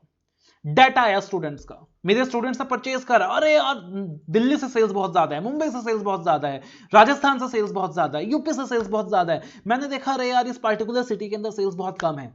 Okay, let me tie up with a vendor of that local city, let me ask him to promote him. तो if I am using the data carefully तो I can do many things, right. What is true that companies can benefit immensely from the use of data analytics in terms of increased profitability, better customer service। आपके पास messages आते होंगे classes के कि हमसे class purchase कर लीजिए, 20% discount है, 30% discount है, और काफी बच्चे परचेज भी कर लेते हैं। तो अल्टीमेटली कहीं से उनको आपका डाटा मिल गया है, कहीं से आपका इंफॉर्मेशन मिल गया है कि आईसीआई के रजिस्टर्ड स्टूडेंट्स हैं, इनका नाम ये है, फोन नंबर ये है, तो फलाना फलाना कहीं से उनको वो इंफॉर्मेशन मिल गई है, right? And that is why they are using those data to increase their profitability। Customer service को अच्छे देने के लिए भी काम कर सकते हैं। फॉर एग्जांपल मेरे पास मेरे सारे स्टूडेंट्स का डाटा कंपाइल्ड है कि मेरे से कितने बच्चों ने रेगुलर क्लासेस लिया है, मेरे से कितने बच्चों ने फास्ट ट्रैक क्लासेस लिया है। मैं अपने रेगुलर क्लास के बच्चों को मान लो कि एक रिवीजन क्लास गिफ्ट में देना चाहता हूं, तो अगर मेरे पास डाटा फिल्टर्ड है तो मैं अपने आईटी टीम में बोलूंगा कि एक काम करो, ये जितने भी रेगुलर स्टूडेंट्स हैं सबको गूगल ड्राइव लिंक मेल कर दो, mail the Google drive link to all the students who have taken my regular classes, जिससे क्या हो जाए कि उनको मेरा एक रिवीजन वीडियो एक्स्ट्रा मिल जाए जो यूट्यूब चैनल के अंदर नहीं है। तो उससे क्या हो गया, मैं अच्छे कस्टमर सर्विस देने के लिए भी इसका इस्तेमाल कर सकता हूं। Even auditors can make use of similar tools and techniques in the audit process, obtain good results। तो हम भी क्या करते हैं, हम भी डाटा से तो खेलते हैं, जो मैनेजमेंट से डाटा मिला उसी में अपने फिल्ट्रेशन टेक्निक्स लगाते रहते हैं, उसी के हेल्प से मेट्रिलिटी टेक्निक्स डिसाइड कर लेते हैं, उसी के हेल्प से अपना सैंपल का साइज डिसाइड कर लेते हैं, वहीं से फ्रॉड डिस्कवर करने की कोशिश करते हैं। जितना डाटा मिला वहां फिल्ट्रेशन लगाते हैं, रिलेटेड पार्टी के साथ कितना डाटा एंटर हुआ है, जितना डाटा मिला। फॉर एग्जांपल मान लीजिए कंपनी शुगर के परचेजिंग में डील करती है, तो हम डाटा एनालिटिक्स लगाते हैं, हम फिल्ट्रेशन टेक्निक लगाते हैं कि वो सारे ट्रांजैक्शंस निकल के आ जाए जो शुगर के अलावा बाकी एक्स्ट्राऑर्डिनरी चीजों का परचेज है। हमें पता है कि कंपनी का जो नॉर्मल परचेज है वो दिन का मान लो कि लेटर से एक महीने का 1 लाख रुपए है, तो हम वहां पे फिल्ट्रेशन टेक्निक लगाते हैं कि कभी भी ऐसा हुआ है क्या कि 10-20 लाख का, 50 लाख का, 1 करोड़ का एक साथ परचेजिंग दिखा रही है कंपनी। तो हम क्या करते हैं, सारा फिल्ट्रेशन टेक्निक लगाते हैं और उसी की हेल्प से क्या करते हैं, कोशिश करते हैं देखने का कि डाटा कंप्लीट है कि नहीं। मतलब एक्सेल का फिगर अगर पीएनएल से मैच कर रहा है, okay data is complete, match नहीं कर रहा, PNL is not complete, that is not complete. Filtration technique लगाते हैं, डाटा कितना है, मान लो 50,000 कस्टमर्स का डाटा है, 50,000 ऑडियंस का डाटा है, 50,000 पॉपुलेशन का अगर डाटा है तो उसमें कितना यूनिफॉर्म पॉपुलेशन है, कितना अलग पॉपुलेशन है, उसी के हिसाब से सैम्पलिंग डिसाइड कर लिया, उसी के हिसाब से मेट्रिलिटी डिसाइड कर लिया, उसी डाटा के अंदर फिल्ट्रेशन टेक्निक यूज करके फ्रॉड ढूंढने की कोशिश कर रहे हैं, इंटरनल कंट्रोल सिस्टम में डेफिशिएंसी ढूंढने की कोशिश कर रहे हैं। तो अल्टीमेटली हम भी जो भी डाटा फिल्ट्रेशन कर रहे हैं, एक्सेल सबसे नंबर 1 टूल यूज होता है ऑडिटर्स के लिए। अगर किसी ऑडिटर को एक्सेल का अच्छा यूसेज आता है तो ज्यादातर सबसे ज्यादा जो पॉपुलर ऑडिट टूल है वो क्या है, एक्सेल है, कि एक्सेल में एडवांस्ड फॉर्मुलाज होते हैं और एडवांस्ड फॉर्मुलाज के अंदर advance data filtration technique use करके आप सैंपल साइज डिसाइड कर सकते हो, आप फ्रॉड्स आइडेंटिफाई कर सकते हो, आप कंट्रोल्स में डेफिशिएंसी ढूंढ सकते हो। और साथ ही साथ और भी काफी एडवांस्ड ऑडिट टूल्स होते हैं जैसे आइडिया, ACL, ये भी अलग अलग प्रकार के ऑडिट टूल्स होते हैं जिसको यूज करके ऑडिटर क्या करता है, डाटा को एनालाइज करता है, देखता है डाटा कंप्लीट है कि नहीं, डाटा करेक्ट है कि नहीं, देखता है कि सैंपल का साइज कितना डिसाइड करना है, मेट्रिलिटी का लेवल कितना डिसाइड करना है, कैलकुलेशंस करेक्ट है कि नहीं, फ्रॉड तो नहीं है। तो all those auditor does by using this filtration techniques. But काम क्या आता है, डाटा एनालिटिक्स, कि जो डाटा मिला है उसी के अंदर क्या कर रहा हूं, ज्यादा एनालिसिस कर रहा हूं using this techniques like Excel, IDEA, ACL। तो डाटा एनालिटिक्स को यूज करके डाटा एनालिटिक्स के अंदर आप कौन सा स्पेशलाइज्ड टूल्स यूज करोगे, आइडिया है, ACL है, एक्सेल है, स्प्रेडशीट्स है। ऑडिटर क्या कर सकता है, ये सारी चीजें कर सकता है जो यहां पे दिया हुआ है, जैसे check completeness of data and population that is used in test of controls of substantive procedures की पॉपुलेशन कंप्लीट है कि नहीं, डाटा कंप्लीट है कि नहीं, डाटा रिलायबल है कि नहीं, selection of audit sampling, sample size क्या रखना है, रिकम्प्यूटेशन ऑफ बैलेंसेस, रिकन्फर्म कर लिया बैलेंसेस सही है कि नहीं, रीपरफॉर्मेंस ऑफ मैथमेटिकल कैलकुलेशंस, तो हम उस पर क्या करते हैं, दोबारा से कैलकुलेशन देखते रहते हैं, अच्छा देखो डेप्रिसिएशन का फिगर सही है कि नहीं, अच्छा देखो बैंक का इंटरेस्ट जो उन्होंने दिखा रखा है पीएनएल में वो सही है कि नहीं। Analysis of journal entries as required by SA 240 journal entries को एनालाइज करना, फ्रॉड इन्वेस्टिगेशन, फ्रॉड को इन्वेस्टिगेट करना कि कहीं फ्रॉड तो नहीं है, वो 10 लाख और 1 लाख का जो एग्जाम्पल था वो एरर है कि फ्रॉड है, अगर फ्रॉड है तो किसने किया है। And evaluating impact of control deficiencies, कि अब वो अगर 10,000 का 1 लाख हुआ है, वो स्टूडेंट का जो 10,000 का फिगर था अगर वो 1 लाख रिपोर्ट किया गया तो या तो वो फ्रॉड है, या तो अगर एरर भी है तो that indicates the deficiency in internal control system, तो उसका क्या इंपैक्ट है मेरे फाइनेंशियल्स में, पता चला 50 लाख का एक्स्ट्रा सेल्स दिखा दिया जिसकी वजह से 50 लाख एक्स्ट्रा जीएसटी पे करना पड़ गया। हो सकता है उस चीज को यूज करके वो 50 लाख का सेल्स डिफ्लेट कर रहे हो, जीएसटी बचाने की कोशिश कर रहे हो, इनकम टैक्स बचाने की कोशिश कर रहे हो। तो एज ऑडिटर अपने को चेक करना है, इवैल्यूएट करना है इंपैक्ट ऑफ कंट्रोल डेफिशिएंसीज, तो बहुत सिंपल है। तो अगर आपसे कोई पूछता है डाटा एनालिटिक्स फॉर ऑडिट तो आप क्या लिख के आओगे, पहले इंट्रोडक्शन दे दोगे थोड़ा सा टाइम पास वाला। आज के डिजिटल जमाने में जहां कंपनियां ज्यादा से ज्यादा आईटी सिस्टम पे यूज करती है, नेटवर्क को यूज करती है, बिजनेस ऑपरेट करती है, तो डाटा मीनिंगफुल होना चाहिए, डाटा रिलायबल होना चाहिए, डाटा कंप्लीट होना चाहिए। एक फेमस बिजनेसमैन ने अभी रिसेंटली कहा था data is the new oil. और फिर बोलोगे डाटा एनालिटिक्स क्या होता है, combination of process, tools and techniques, combination of process, combination of tools, combination of techniques, combination of process, combination of tools, combination of techniques that are used to tap vast amount of electronic data to obtain meaningful information is called data analytics। और फिर बताया कि इससे benefit क्या क्या हो रहा है, कि हाँ भाई कंपनीज कैसे बेनिफिट कर रही है, जैसे कॉम्पिटिटिव एडवांटेज मिल रहा है, एफिशिएंट ऑपरेशंस, और फिर बताया कि ऑडिटर्स क्या कर रहे हैं। तो हमारा जो मेन आंसर है यहां से स्टार्ट हो रहा है, ऑडिटर्स क्या कर रहे हैं। ऑडिटर्स एक्सेल यूज कर रहे हैं, स्प्रेडशीट यूज कर रहे हैं, आइडिया एसीएल यूज कर रहे हैं। इन शॉर्ट कहते हैं कि ऑडिटर कैट यूज कर रहे हैं। कैट मतलब होता है computer assisting auditing techniques, computer assisted auditing techniques. तो इन शॉर्ट जो हम कहते हैं कि ऑडिटर स्प्रेडशीट यूज कर रहा है, specialised audit tools like IDEA और एसीएल यूज कर रहा है, तो वहां पे कहा जाता है कि ऑडिटर कैट टेक्निक को यूज कर रहा है, कंप्यूटर असिस्टेड ऑडिटिंग टेक्निक्स को यूज कर रहा है। और इससे अपने को ऑडिट में क्या फायदा होगा, अपन ऑडिट में क्या क्या करेंगे, अपन देखेंगे डाटा कंप्लीट है कि नहीं, अपन सैंपल डिटरमाइन कर लेंगे, recomputation of balances, reperformance of calculations, analysis of journal entries, fraud investigation and evaluating impact of deficiencies in controls.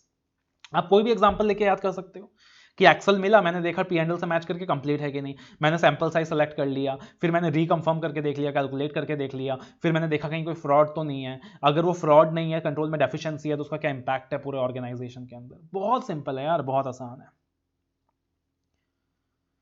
और फाइनली एक छोटा सा टॉपिक है कि जब अपन रिपोर्ट करते हैं ऑडिट फाइंडिंग्स को, तो अपने को क्या क्या चीजें एसेस करनी होती है। जब अपन रिपोर्ट करते हैं अपने ऑडिट फाइंडिंग्स को, तो अपने को क्या क्या चीजें कंसिडर करनी होती है। अपने को अल्टीमेटली किस चीज की अंडरस्टैंडिंग लेनी थी, इंफॉर्मेशन टेक्नोलॉजी की। तो नॉर्मली अपन जब इंटरनल कंट्रोल सिस्टम की अंडरस्टैंडिंग लेते हैं तो क्या देखते हैं, इंटरनल कंट्रोल सिस्टम में डेफिशिएंसी तो नहीं है। अगर इंटरनल कंट्रोल सिस्टम में डेफिशिएंसी है तो उसका क्या इंपैक्ट है पूरे ओवरऑल ऑडिट के अंदर, ओवरऑल ऑर्गेनाइजेशन के अंदर। और फिर जो कंट्रोल में डेफिशिएंसी है उसके बारे में दो स्टार गवर्नेंस को कम्युनिकेट कर देते हैं, मैनेजमेंट को कम्युनिकेट कर देते हैं। यही तो करते हैं ना भैया, यही तो करते आए हैं ना आज तक।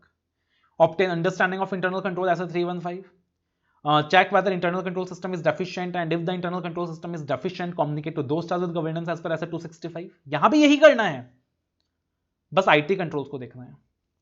Are there any weaknesses in IT controls, क्या आईटी कंट्रोल्स में कोई वीकनेसेस है, अगर है तो what is the impact of this weaknesses on overall audit. Report deficiencies to management, that is internal controls memo और management letters, and communicate in writing any significant deficiencies to those charged with governance. बहुत simple है, बहुत ज्यादा simple है, इससे आसान कुछ हो नहीं सकता। तो ये क्या हो गया, assess and report audit findings. तो देखो आपको कुछ टॉपिक्स और मिल सकते हैं अगर आप स्टडी मैट को एक्सप्लोर करोगे, बट एग्जाम के लिए अगर आप इतना कर लोगे मोर देन सफिशिएंट है, बिकॉज एनीवेज 4 नंबर का चैप्टर है। तो एग्जाम के लिए अगर आप इतना कर लेते हो that is more than sufficient, आपको इतना ही करना है, ठीक है ना। तो सबसे पहले हमने डिस्कस किया था कि मीनिंग क्या है, meaning and features of automated environment. उसके बाद use of IT in audit, relevance of IT in audit, 5 point. कब कौन से सिचुएशंस होंगे जहां पे आईटी हमारे लिए रेलेवेंट होगा ऑडिट के अंदर, हम किन बातों की अंडरस्टैंडिंग लेंगे ऑटोमेटेड एनवायरनमेंट के अंदर, आईटी रिस्क क्या क्या है, आईटी रिस्क का इंपैक्ट मेरे ऑडिट में क्या क्या है, टाइप्स ऑफ कंट्रोल्स क्या है ऑटोमेटेड एनवायरनमेंट के अंदर, general IT, application and IT dependent, testing methods क्या है, तो 4 टेस्टिंग मेथड्स देखा, एग्जांपल देखा, फिर 3 पॉइंट को एक्सप्लेन किया, फिर आईएफसी का रेफरेंस आ गया, फिर डाटा एनालिटिक्स का रेफरेंस आ गया, और फिर हमारा assess and report audit findings. तो कुल मिलाकर आपको ये सारी चीजें याद रखनी है in this chapter, that is audit of automated environment.